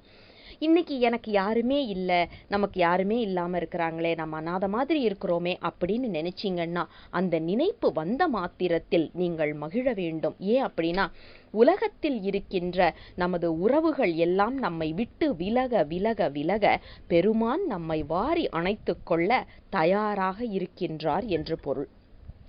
எப்போ நம்ம கூட இருக்கிறவங்க நம்ம கூட இருக்கிறாங்களோ நாம சிவபெருமானை அடைய முடியாது. ஏன் அப்படின்னா, நாம இந்த பாசத்திலேயே உழந்துட்டு இருப்போம். எப்போது இங்கே இருந்து விலகுகின்றோமோ அப்போது பெருமான் நம்மை வாரி அணைத்து கொள்ள காத்திருக்கின்றான் என்று பொருள். அதோடு பெருமானின் தலைமுடியில் வேறு என்ன இருக்கின்றது அப்படின்னா, பிறை இருக்கின்றது. பெருமானே சரண் என்று நாம் திருவடியை பற்றி கொண்டால் அவன் தனது தலைமுடியில் இடம் கொடுத்து, நான் இருக்கிற ராசாத்தி வா அப்படின்னு சொல்லி வாரி அணைத்து கொள்ளுகின்றார் என்ற குறிப்பை அழகாக எடுத்து சொல்லுகின்றார் ஆசிரியர். இப்படிப்பட்ட அந்த அழகான முடி, அந்த சென்னி என் மனத்தின் உள் இருந்து பிரியாமல் நிற்கின்றது என்று ஆசிரியர் அழகாக தனது உள்ள கிடக்கையை எடுத்து இயம்புகின்றார். 11வது பாடல். தூவி நீரோடு பூவவை தொழுது ஏத்து கையினராகி மிக்கதோர் ஆவி உள் நிறுத்தி அமர்ந்து ஊறிய அன்பினராய் தேவர் தாம் தொழ ஆடிய தில்லை கூத்தனை திருவாலி சொல்லிவை மேவ வல்லவர்கள் விடையான் அடி மேவுவரே. இன்றைய பாடல் இறுதி பாடலாக, அதாவது 11வது பாடல் திருக்கடைக்காப்பு என்று சொல்லப்படுகின்ற பாடலாக அமைத்து அருள் செய்திருக்கின்றார் ஆசிரியர். இதில் பாடி அருளிய ஆசிரியர் தமது பெயரை குறிப்பிட்டு இந்த பதிகத்தை முழுவதும் ஓதினால் என்ன பலன் கிடைக்கும் என்பதையும் நமக்கு அழகாக எடுத்து காண்பிக்கின்றார். தூவி நீரோடு பூவவை தொழுது ஏத்து கையினராகி என்று சொல்லுகின்றார். அதாவது சிவபூசை அனைவருமே செய்ய வேண்டிய ஒன்று என்ற அந்த குறிப்பினை நமக்கு அழகாக எடுத்து சொல்லுகின்றார். ஆரம்ப காலத்துல எல்லாம், அதாவது ஆரம்ப காலம்னு சொல்றது எப்படியும் ஒரு 1000 வருடங்களுக்கு முன்னாடி, அந்த இருண்ட காலம் அப்படின்னு சொல்றதுக்கு கொஞ்சம் முன்னாடி வரைக்கும் நாம பார்க்கலாம். அந்த காலகட்டத்தில எல்லாம் 7 வயதில் ஒரு உயிருக்கு, ஒரு குழந்தையா பிறந்துட்டாக்க 7 வயதுல இப்போ எப்படி சில இதுல உபநயனம் அப்படின்னு சொல்றாங்களோ வேதியர் முறைப்படி, அதே மாதிரி மற்றவர்கள் அனைவருக்குமே எந்த ஒரு வேறுபாடும் இல்லாமல் தீக்கை என்பது எடுக்கப்பட்டிருக்கின்றது. 7 வயதுல தீக்கை செய்திருக்கின்றார்கள் நம்ம முன்னோர்கள். அப்போ திருநீர் பூசுவதற்கு அங்கீகாரமும், 5 எழுத்து முதல் நிலை 5 எழுத்து சொல்லுவதற்கான அங்கீகாரமும் அவர்கள் பெற்று அதன் வழி அவர்கள் வாழ்ந்திருக்கின்றார்கள். சிவபூசை செய்ய செய்ய அதுக்கப்புறம் ஒரு உயிருக்கு சரி நம்ம அடுத்த நிலை தீக்கை எடுக்கணும் அப்படின்ற ஆசை வந்ததுன்னா அதற்கு பிறகு அவர்களுக்கு சிவபூசை செய்யப்பட்டு இருந்திருக்கின்றது. இதுதான் நம்ம நிறைய ஆரம்ப கால நூல்கள்ல நாம பார்க்கிறோம். ஆக பூசை என்பது மிகவும் முக்கியத்துவம் வாய்ந்தது. அதாவது சரியை கிரியை என்று சொல்லப்படுகின்ற இரண்டுமே இதை தாண்டித்தான் நாம யோகத்திற்கும் ஞானத்திற்கும் வர முடியும். இன்னைக்கு நான் ஞானத்துக்கு வந்துட்டேன், அதனால எனக்கு சரியை வேண்டாம் கிரியை வேண்டாம்னு யாரும் சொல்ல முடியாது. இன்னொன்னு, நம்ம ஞானத்துக்கு வந்துட்டோம் அப்படின்ற ஒரு எண்ணம் நமக்கு வந்தாலே இன்னும் வரலன்னு அர்த்தம். அதுவும் முக்கியமான ஒரு குறிப்பு. ஏன்னா எனக்கு ஞானம் கிடைச்சிருச்சு, ஞானம் கிடைச்சவங்க யாரும் அதை சொல்ல மாட்டாங்க. ஏன்னா அது ஒரு ஆனந்த நிலை. அது அப்படியே பெருமானை நினைத்து கொண்டு அப்படியே இருந்து விடுவார்கள். எனக்கு ஞானம் கிடைச்சிருச்சுன்னு யாராவது ஒருத்தர் சொன்னா 1% கூட அவர்களுக்கு அங்கே அது கிட்டவில்லை என்பதை நாம் நன்றாக உணர்ந்து சிவாய நம அப்படின்னு சொல்லிட்டு விலகி வந்துகிட்டே இருக்கிறது நமக்கு நல்லது. ஒவ்வொரு உயிரும் செய்ய வேண்டியது என்னன்னா சரியை தொண்டு என்று சொல்லப்படுவது ஆலயங்களுக்கு செல்லுவது, அங்கே உள்ள பணிகளை எல்லாம் நாம் செய்வது. அடுத்தது கிரியை தொண்டு. இந்த கிரியை தொண்டு என்று சொல்லியாச்சுன்னா திருமேனிகளுக்கு செய்கின்ற வழிபாடு, பூசை, அந்த மாதிரி வர்றது எல்லாமே கிரியையில வந்துடும். வெளியில் பார்க்கின்ற பெருமான் தான் என் உள்ளே இருக்கின்றான் என்பது அந்த உணர்ந்த நிலைதான், அது உணர்கின்ற நிலைதான் யோக நிலை என்று சொல்லப்படுவது. அதையும் தாண்டி அனைத்திலுமே சிவம் என்ற ஒரு எண்ணத்தோடு, அந்த எண்ணமே வராத அளவுக்கு நான் வேறு நீ வேறு என்று இல்லாமல் அப்படியே இருக்கிறது தான் ஞானம் என்று சொல்லப்படுவது. இங்க தூவி நீரோடு பூவாவை, நீரும் பூவும் பெருமானுக்கு மிகவும் முக்கியத்துவம் வாய்ந்தது. அதனாலதான் சொல்லுவாங்க, நாம எப்பவுமே ஒரு பச்சிலையாவது பெருமானுக்கு வைக்கணும், பூ வைக்கணும் இல்லையா, பச்சிலையாவது வைக்கணும். பச்சிலையும் கிடைக்கலையா, நீர் உண்டு. நீரும் கிடைக்கலன்னு சொல்றியா, நீ இருக்கிற இடத்துல பரவாயில்ல, மனசு இருக்குல்ல, மனம் இருந்தால் போதும். பூசை செய்கிறதுக்கு என்ன வேணும் அப்படின்னா மனசு மட்டும்தான் வேணும், வேற எதுவுமே நமக்கு வேண்டாம். எனக்கு வந்து தங்கத்தில் வந்து ஒரு தட்டு செய்து அதில் வெள்ளியில் வந்து ஒரு திருநீற்று பேழை வச்சாதான் நான் பூசை பண்ணுவேன் அப்படின்னா அப்படிப்பட்டது பூசை கிடையாது. மனம் இருக்கணும். முதல்ல மனம்தான் முக்கியம். அதற்கு அடுத்தது நம்மக்கிட்ட என்ன மலர் இருக்கின்றதோ, என்ன விதமான செடியோ கொடியோ எதுவாக இருந்தாலும் அங்கேருந்து ஒரு பச்சிலை அல்லது ஒரு மலர் என்று எதுவாக இருந்தாலும் எடுக்கலாம். இதில் நிறைய பேர் சொல்லுவாங்க, இந்த பூ போடக்கூடாது சாமிக்கு, அந்த பூ போடக்கூடாது அப்படின்னுட்டு. அப்போ அதில் இன்னும் ஒரு சாரார் கேட்பாங்க, சாமிக்கு எல்லாமே வந்து சரியாகும் அப்படின்னா அது ஏன் இந்த பூ ஒத்துக்காது அப்படின்னு சொல்லி ஒரு கேள்வி வரும். ரொம்ப சுலபமாக ஒரு விஷயம் பார்க்கணும் அப்படின்னாக்க, நீங்கள் எதை நினைத்து வழிபடுகின்றீர்களோ அப்படிப்பட்ட மலரை நீங்கள் எடுத்தால் அதற்கு பலன் அதிகம். அதாவது சில மலர்களை வந்து கிள்ளி நீங்கள் வந்து மண்ணில் போட்டிங்கன்னாக்க அதிலிருந்து முளைச்சி வரும். நான் சொல்கிற மலர்கள் என்னன்னு உங்களுக்கு புரிஞ்சிருக்கலாம். அதை நீங்கள் எடுத்து சாமிக்கு போட்டதுக்கப்புறம் அந்த மலரை எடுத்து அப்படியே நீங்கள் பூமியில் போட்டு விட்டீங்கன்னா அது முளைத்து செடியாக வளரும். நமக்கு மறுபிறவி வேண்டாம் என்று கேட்டுட்டு இப்படிப்பட்ட மலரை வைத்தோம் அப்படின்னா பொருந்தாது. அதனால தான் மல்லிகைப்பூ இந்த மாதிரியான மலர்களை நாம் வைப்பது. ஏன்னா அதை நீங்கள் போட்டாலும் முளைக்காது, அது அப்படியே மக்கி போயிடும். இல்லை எனக்கு அடுத்த பிறவி வேணும், நல்ல ஒரு வசதியான வாழ்க்கை வேணும், நல்ல ஒரு பிறவி வேணும் அப்படின்னு நினைக்கிறவங்க இந்த மாதிரி வாடுகின்ற மலராக இல்லாமல் முளைக்கின்ற மலராக, அதாவது மீண்டும் முளைக்கின்ற மலராக எடுத்து நீங்கள் போட்டிங்கன்னா உங்களுடைய பூசைக்கு ஏற்ற மலர்களாக நீங்கள் போடுகின்றீர்கள் என்று ஆகும். அதற்காக சொல்லப்பட்டது தானே ஒழிய வேற எதுவும் கிடையாது. ஆனால் இன்டென்ஷன் மேட்டர்ஸ்ன்னு சொல்லுவாங்க. நாம் எதை மனத்தில் நினைத்து செய்கின்றோமோ அதுதான் மிகவும் முக்கியத்துவம் வாய்ந்தது. இல்லை எனக்கு வேற பூவே கிடைக்கல, இது ஒன்று தான் கிடைக்குது அப்படின்னா தவறே கிடையாது. ஏன்னா நாம் மனதில் என்ன நினைக்கின்றோமோ மனம் என்பது தான் அங்கே மிகவும் முக்கியத்துவம் வாய்ந்தது. ஆக மலரும் நீரும் கொண்டு பெருமானை வணங்குகின்றார்கள். எப்படி வணங்குகின்றார்கள்? ஆவி உள் நிறுத்தி, மனம் அப்படியே ஒன்றுபட்டு இருப்பது போல. மனம் ஒன்று செய்ய, உடல் ஒன்று செய்ய, கண் ஒன்று பார்க்க, காது ஒன்று கேட்க அப்படின்னு நான் உட்காந்து பூசை பண்ணா நீ எப்படி சாமி ஏத்துக்குவ அப்படின்னு தாய்மானவர் கேட்குற மாதிரி இல்லாம மனம் ஒன்றுபட்டு கைகளினால் நாம் வந்து பூசை செய்யும் போது என்ன நடக்கும் அப்படின்னா பெருமான் நமக்கு அருள் கண்டிப்பாக செய்தே ஆக வேண்டும். அந்த ஒரு நிலைக்கு வரும். இப்படி செய்தால் அப்படின்னு சொல்லிட்டு தேவர்கள் தொழ நிற்கின்றார் பெருமான். எங்கே என்றார் திருத்தில்லை என்ற இடத்தில். அங்கே கூத்து இயற்றிக் கொண்டிருக்கின்றார் நம் பெருமான். அந்த தில்லை கூத்தனை, அந்த அம்பலவாணனை திருவாலி அமுதன் என்று சொல்லப்படுகின்ற அடியேன் பாடிய இந்த பாடல்கள், அதாவது திருமுறை பாடல்கள் என்று சொல்லியாச்சுனாலே இது எல்லாமே தேவமொழி, பெருமானிடம் இருந்து வந்த கிடைக்கப்பட்ட மொழி. ஒன்றும் கிடையாது. இன்னைக்கு நாம் வந்து ஒரு விண்ணப்பத்தை வச்சு ஒரு பதிகத்தை நாம் படிக்கும்போது நீங்கள் கண்டிப்பாக அந்த பலனை அனுபவிச்சே ஆவீங்க. ஏன் அப்படின்னா அனைத்துமே தேவமொழிகள். ஆனால் என்னன்னா நம்மளுடைய மனம் ஒன்றி எனக்கு இது வேண்டும் என்று அந்த ஒருமைப்பாட்டோடு நாம் வந்து கேட்கணும், விண்ணப்பம் வைக்கணும். வைக்கும்போது அது தானாக நடக்கும். நம்ம நிறைய பேர் அந்த வாழ்க்கையில் பார்த்துருக்குறோம். அடியேனுக்கெல்லாம் வந்துட்டு ஒரு விண்ணப்பம் அப்படின்னா 7ஆம் திருமுறை முற்றோதல், அவ்வளவுதான். அது 50 பதிகங்கள் முடிகிறதுக்கு முன்னாடியே வந்து பலனை கொடுத்துருவாரு சாமி. ஏன் அப்படின்னா பதிகங்களுக்கு உள்ள அந்த ஆழத்தன்மை, பெருமான் தான் அதை கேட்குறாரு. அவர் தான் இதெல்லாம் வேணும்னு வாய் திறந்து அருளாளர்கள் மூலமாக கேட்டது. அப்படியே அவர் அதில் இருந்து நடத்தி கொண்டு இருக்கின்றார். ஒவ்வொரு வார்த்தையிலும், ஒவ்வொரு சொல்லிலும், ஒவ்வொரு எழுத்திலும் பெருமான் வாழ்கின்றார் என்பதை நாம் உணர்ந்து படித்தால் நீங்கள் என்ன விண்ணப்பத்தோடு பதிகத்தை படிக்கின்றீர்களோ அது கண்டிப்பாக நடக்கும். இது திண்ணம்.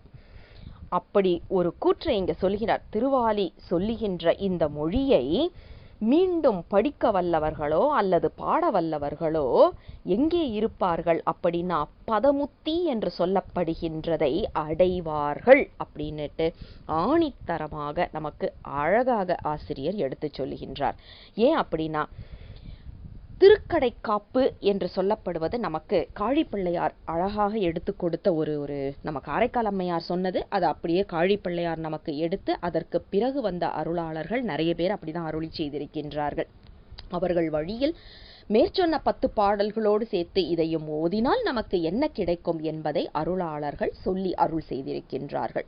இந்த 22வது திருப்பதிகம் திருவாலி அமுதனார் என்ற வைணவ குலத்தில் பிறந்தவரால் தில்லை அம்பலவாணன் மேல் அற்புதமாக அருளி செய்யப்பட்ட ஒரு பதிகம். பஞ்சமம் என்ற பண்ணில் அமைந்தது. கோயில் என்ற தில்லைக்கு உரித்தான திருப்பதிகம். அது மட்டும் இல்லை, இந்த பதிகத்தில் ஒரு மிக அழகான குறிப்பு என்ன அப்படின்னா, பாதாதி கேசமாக அருளி செய்யப்பட்டிருக்கின்றது. அதாவது நாம் பெருமானை பார்க்கும்போது எப்படி பார்க்க வேண்டும் அப்படிங்கிறத நமக்கு சொல்லிக் கொடுக்கின்றார். நேராக போனோம் கோயிலுக்கு, சாமியை கும்பிட்டோம், சுற்றி வந்தோம், பிரசாதத்தை வாங்கினோம், சாப்பிட்டோம், வீட்டுக்கு வந்தோம் அப்படிங்கிற மாதிரி இல்லாமல் பெருமானை பார்க்கும்போது எப்படி ரசிக்க வேண்டும் என்பதை நமக்கு சொல்லிக் கொடுக்கின்றார்.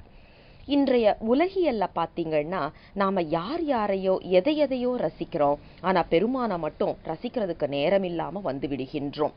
அதுவும் நம்மளுடைய வினை காரணமாகத்தான் அந்த மாதிரி ஒரு செயல் நிகழ்கின்றது. ஆனால் நாம் பெருமானிடம் விண்ணப்பத்தை வைத்து, பெருமானே உன்னை அடுத்த முறை வந்து தரிசிக்கும் போது இப்படி பாதாதி கேசமாக உன்னை அனுபவித்து உணர்வதற்கு அருள் செய் என்ற விண்ணப்பத்தை நாம் இன்று முதலே வைக்க ஆரம்பிக்க வேண்டும். சோணசைல மாலையில 43வது பாடல்ல கற்பனை களஞ்சியம் சிவபிரகாசர் இதே விண்ணப்பத்தை சிவபெருமான் கிட்ட வச்சிருப்பாரு. என்ன சொல்லியிருப்பாருன்னா, மின் அவிர் சடில கற்றையும் அருள் கூர் விழிகளும் திருமுகத்து அழகும் கல்நவில் திரள் தோள் 4 ஈர் அடியும் கண்டு கண் கழிக்கும் நாள் உளதோ, இன் இசை ஒலி கேட்டு உருகுதல் கடுப்ப இழிதா அருவி கிம்புருடர் தன் நிகர் இசைக்கூர் சாடலம் சோணசைலனே கைலை நாயகனே என்று வேண்டியிருப்பார். அதாவது உன்னை தலையில இருந்து உள்ளங்கால் வரைக்கும் ரசிக்கின்ற நாள் எப்போது, நான் எப்படி அந்த மாதிரி உட்காந்து உன்னை பார்க்க போற சாமி அப்படின்னு ஒரு ஆதங்கத்தில் பெருமானிடம் கேட்கின்றார்கள். ஆனா இவங்கெல்லாம் கேட்கறது அவங்களுக்காக கேட்கறது கிடையாது, நம்மை போன்றவர்களுக்காக கேட்கப்படுவது. இதுல பாருங்க, இந்த பாதாதி கேச வருணனை என்பதை நாம கொஞ்சம் பார்ப்போம். இந்த பதிகத்தை பொறுத்த வரைக்கும், அதாவது 22வது பதிகத்தை பொறுத்த வரைக்கும் 11 பாடல்கள். அந்த 11வது பாடல் திருக்கடைக்காப்பாக அமைந்திருக்கின்றது. ஆக முதல் 10 பாடல்களை எடுத்து பார்த்தா பெருமானின் ஒவ்வொரு அங்கத்தையும் நமக்கு அழகாக எடுத்து காண்பிக்கும் பாடல்களாக அமைந்திருக்கின்றது. திருவடி என்பதை முதல் பாடலில், அதாவது எதை விடவும் திருவடிதான் சிறந்தது என்பதை நாம ஏற்கனவே நிறைய பாடல்கள்ல பார்த்திருக்கிறோம். பெருமானுடைய திருவடி என்பதுதான் நாம சிக்கன பிடிக்க வேண்டிய ஒன்று. அதனாலதான் அருளாளர்கள் எல்லாருமே அதை முதலில் வைத்து பாடும் பழக்கத்தை கொண்டு வந்தார்கள். நாம எப்பவுமே தலையை நோக்கி போறது கிடையாது, திருவடியை நோக்கித்தான் செல்ல வேண்டும். தலையை நோக்கி போன பிரமனுக்கு என்ன ஆச்சுன்றது நமக்கு நல்லாவே தெரியும்.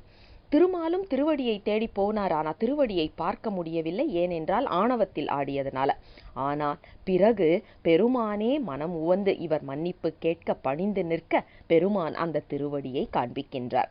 இதை நாம பார்க்கிறோம். ஆக நாம பூசை செய்யும் போதோ அமைதியாக தியானத்தில் அமரும் போதோ நம்ம கை விரல்களை ஒரு முத்திரை பிடிப்போம் இல்லையா, அந்த முத்திரை பார்த்தீங்கன்னா சின்முத்திரைன்னு சொல்லுவாங்க.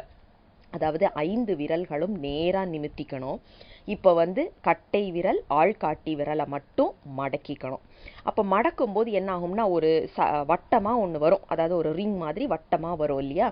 அது தலை, அதாவது 2 நுனியும் சேரும்போது, மேல் நுனிகள் 2ம் சேரும்போது, இது வேத முறைப்படி அவர்கள் தியானத்தில் இது தான் சொல்லிக் கொடுப்பார்கள். ஏன் அப்படின்னா ஐக்கியவாதம் என்று சொல்லப்படுகின்ற சிவனோடு சமமாக, சிவசமவாதம்னு சொல்லுவோம் இல்லையா, சிவனோடு சமமாக நானும் இருக்கின்றேன், முக்தி நிலையில நானும் 5 தொழில்கள் செய்கின்றேன் அப்படின்னு சொல்ற குறிப்பா போயிடும். அதுக்கும் சித்தாந்தத்துக்கும் சம்பந்தம் கிடையாது. சித்தாந்தம் என்ன சொல்லுகின்றது அப்படின்னா, நாம திருவடியை அடைந்து பதமுத்தி நிலையில் இருக்க போகின்றோம் அப்படிங்கிறது. இந்த பதிகத்தோடைய 11வது பாடல்லையும் பதமுத்தி என்ற குறிப்பைத்தான் நமக்கு அருள் செய்திருக்கின்றார் ஆசிரியர். ஆக நம்ம வைக்க வேண்டிய முத்திரை என்னன்னா, நம்மளுடைய ஆள்காட்டி விரலை நன்றாக மடக்கிக்கணும். அதாவது இண்டெக்ஸ் ஃபிங்கர்னு சொல்கிறோம் இல்லையா, அதை நல்லா மடக்கி நம்மளுடைய கட்டை விரலின் கீழ் நுனி பகுதியில் வைக்கிற மாதிரி வச்சு நாம் அப்படித்தான் அந்த முத்திரையில் தான் தியானத்தில் அமர வேண்டும். ஏன்னா திருவடிதான் எனக்கு வேண்டும் சிவபெருமானே என்று சொல்லுவது போல இந்த 5 விரல்களுமே நமக்கு 5 முப்பொருள் உண்மையில் 5ஐயும் நமக்கு காண்பிப்பது தான் இந்த விரல்கள் என்று சொல்லப்படுவது. பார்த்தீங்கன்னா கையை நல்லா விரித்து பார்த்தீங்கன்னா 4 விரல் ஒன்றா இருக்கும், ஒரு விரல் தனித்து இருக்கும். தனித்து இருக்கிற விரல் தான் பதி என்று சொல்லப்படுவது. ஆள்காட்டி விரல் தான் பசு. அதனால தான் பசு மடங்கி அந்த கட்டை விரலாகிய பதியின் திருவடியை பிடிப்பது போல இந்த முத்திரை இருக்க வேண்டும். மற்ற கையை நல்லா விரித்து பார்த்தீங்கன்னா ரொம்ப உயரமாக ஒரு விரல் இருக்கும் பாருங்கள். அந்த நடு விரல் அப்படியே எல்லாத்தபடியும் தூக்கிட்டு நிற்கும். அதுதான் ஆணவம் என்று சொல்லப்படுவது. அதற்கு அடுத்தது மோதிர விரல். இதுதான் நமக்கு கன்மம் என்று சொல்லப்படுவது. மற்றபடி அந்த குட்டி விரல் இருக்கு இல்லையா, அதுதான் நமக்கு மாயை என்று சொல்லப்படுவது. அதனால தான் பார்த்தீங்கன்னா கல்யாண காலத்தில் என்ன பண்ணுவாங்கன்னா, அந்த மாப்பிள்ளைக்கும் பொண்ணுக்கும் அந்த குட்டி விரலை கோத்துக்குவாங்க. கோத்து கையை விரலை கட்டி அக்னிய வலம் வர சொல்லுவாங்க. நீங்கள் பார்த்தீங்கன்னா நிறைய இடங்கள்ல அது பண்ணுவாங்க. இந்த 2 விரலையும் கோத்துக்குவாங்க. ஏன் அப்படின்னா, என் மாயையும் ஓ மாயையும் சேர்ந்து ஒரு புது மாயையில் உட்காரலாம்ப்பா வா அப்படின்ற மாதிரி உள்ள குறிப்பு தான். அதனால தான் அந்த விரலுக்கெல்லாம் மோதிரம் போட்டு அழகு பண்ணக்கூடாது. பெருமானுக்கு நாம் அழகு பண்ணக்கூடாது. அதனால நாம் அந்த கட்டை விரல்லையும் மோதிரங்கள் போடுவது இருக்கக்கூடாது. நாமளே எல்லாத்தையும் விட்டுட்டு பெருமான் கிட்ட போகணும்னு இருக்கிறோம். அப்போ அந்த விரல்ல கண்டிப்பாக மோதிரம் போடக்கூடாது. ஆணவத்தில் மோதிரம் போட்டிங்க, ஆணவ விரலாக இருக்கின்ற நடுவிரலில் மோதிரம் போட்டிங்கன்னா போட்டுக்கிட்டே இருக்கலாம், ஜெகஜோதியாக நம்மளோட ஆணவம் வளரும். அதனால அதுக்கும் போடக்கூடாது. அழகுபடுத்துவது எதை மட்டும் என்றால் இந்த கன்மத்திற்கு உரியதாக இருக்கின்ற மோதிர விரல் மட்டும்தான்.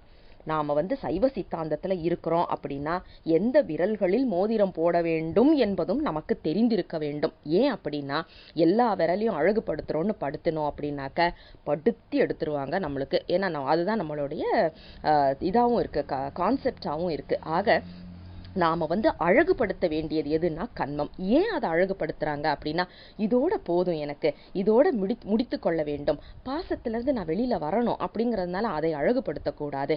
கன்மத்தையும் பெருமானிடமே மன்னிக்கணும், ஆணவத்தையும் பெருமானே அழித்து விட வேண்டும் என்பதனால அதையும் நாம் அழகுபடுத்தி பார்க்கக்கூடாது. ஆக நாம் இப்போ எதுக்காக இங்கே வந்தோம் அப்படின்னாக்க, அந்த முத்திரைகள் சின்முத்திரையில் நாம் விரல்களை மடக்கி பெருமானின் திருவடியை பற்ற வேண்டும். அதுதான் அதில் உள்ள குறி. மற்ற 3 விரல்களும் தனித்து நிற்க வேண்டும்.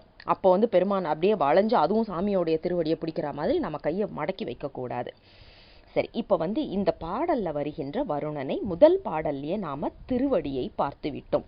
2வது பாடலில் பார்த்தீங்கன்னா கிண்கிணி. 3வது பாடல் தொடை, அப்படியே மேலே மெதுவாக மேலே வருகின்றது. 3வது பாடல் தொடை. 4வது பாடல் பெருமானின் பூநூல் மற்றும் கச்சு. 5வது பாடல் திருமேனி, திருவயிறு, உந்தி, அந்த இடங்களெல்லாம் 5வது பாடலில் நமக்கு சொல்கிறார் ஆசிரியர். 6வது பாடல் பெருமானின் அணிகள்.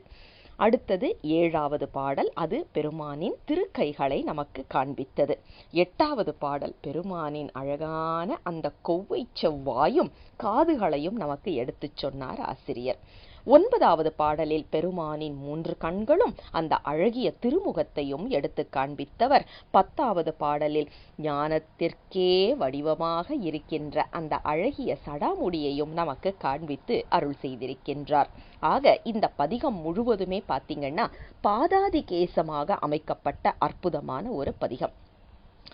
சரி, இந்த பதிகத்தில் வருகின்ற மாகேஸ்வர மூர்த்தங்கள் என்னெல்லாம் இருக்கு அப்படின்னு பார்த்தோம்னா, உமையொரு பாகனாக பெருமான் இருக்கின்றான் என்பதை முதல் பாடலிலும், பெற்றம் ஏறிய பெருமானாக இருக்கின்றான் என்பது முதல் பாடலிலும், நீலமிடற்று அண்ணல் என்பதையும் முதல் பாடலிலும், அம்பலவாணராக இருக்கின்றான் என்பதை முதல் பாடலிலுமாக வைத்து அருள் செய்த ஆசிரியர் கஜசம்ஹார மூர்த்தி என்று சொல்லப்படுகின்ற யானை உரித்த அந்த வடிவத்தை 4வது பாடலிலும், முப்புறங்களை எரித்து அருள் செய்த திறத்தினை 9வது பாடலிலும் விரித்து உரைத்து அருள் செய்கின்றார். ஆக இந்த வடிவங்களை பார்க்கும்போது நமக்கு பெருமானின் வேகபோக யோக வடிவங்களும் நமக்கு அழகாக தெரியப்படுத்துகின்றார். அதாவது அம்பலவாணராக இருக்கின்றார் என்பது யோக வடிவம், உமையொரு பாகனாக இருக்கின்றார் என்பது போக வடிவம், கஜசம்ஹாரமூர்த்தி மற்றும் திரிபுர சம்ஹாரமூர்த்தி என்பது வேக வடிவமாகவும் நமக்கு அருள் செய்கின்றார். இதுல கஜசம்ஹாரமூர்த்தி மற்றும் திரிபுர சம்ஹாரம் என்று சொல்லப்படுவது இரண்டுமே அட்டவீரட்ட செயல்களில் வருகின்ற ஒரு குறிப்பையும் நாம் பார்க்கின்றோம். அடுத்தது பார்த்தீங்கன்னா பெருமான், அதாவது நாம ஏற்கனவே இந்த 5 விரல்களை வைத்து சிந்தித்த ஒரு விஷயம், பதி பசு பாசம் என்று சொல்லப்படுவது. பதி பசு பாசம், இந்த பாசத்தை 3ஆக பிரிக்கும் வழக்கம் நமக்கு இருக்கின்றது. ஆணவம், கன்மம், மாயை என்பது. இந்த குறிப்பையும் இந்த பதிகத்தில் வைத்து அருள் செய்கின்றார் ஆசிரியர். அதாவது பதி மற்றும் பசு என்பது எல்லா பாடல்களிலுமே குறிப்பு இருக்கின்றது. ஆனால் பாசம் என்று சொல்லப்படுகின்ற ஆணவம், கன்மம், மாயையை 5வது பாடலில் எடுத்து ஓதி இருக்கின்றார். அதாவது மறைவா நிறைய இடங்கள்ல நாம பார்த்திருக்கிறோம், ஆனா நேரடியாகவே எடுத்து சொல்லிய பதிகமாக இது அமைந்திருக்கின்றது. அதே மாதிரி நம்ம வினைகளுக்கு ஏற்ப ஒரு உயிருக்கு 7 வகையான பிறப்புகள் என்று சொல்லும் வழக்கம் உண்டு. 84 லட்ச யோனி வேதம், அதுல 7 வகை பிறப்பு என்ற குறிப்பும் உண்டு. அந்த 7 வகை பிறப்பு என்ன அப்படின்னா ஊர்வன, நாற்கால், பரப்பன, நீர்வாழ்வன, தாவரம், மானுடர், தேவர் என்று சொல்லப்படுவது. இதுல ஊர்வன என்பதை 7வது பாடலில், அதாவது படங்கொள் பாம்பு என்ற குறிப்பின் மூலமாக எடுத்து சொன்ன ஆசிரியர், நாற்கால் என்பதை யானை என்பதன் மூலமாக 6வது பாடலிலும், பரப்பன என்பதை குயில் என்பதன் மூலமாக 3வது பாடலிலும், நீர்வாழ்வன என்பதை கயல் மீன்கள் என்ற குறிப்பின் மூலமாக 10வது பாடலிலும், தாவரம் என்பதை தாமரை என்பதன் குறிப்பின் மூலமாக 2வது பாடலிலும், மானுடர் என்பதை முனிவர்கள் என்ற குறிப்பின் மூலமாக 5வது பாடலிலும், தேவர் என்பதை தேவர்கள் என்றே 11வது பாடலிலுமாக வைத்து அருள் செய்திருக்கின்றார் ஆசிரியர். ஆக இன்றைய திரண்ட கருத்து பார்த்தா நிறைய செறிவுள்ள ஒரு திருப்பதிகத்தை தான் பெருமான் நமக்கு ஒவ்வொரு பாடலாக சிந்திப்பதற்கு கொடுத்துள்ளார் என்பது நமக்கு நன்றாக புரிகின்றது.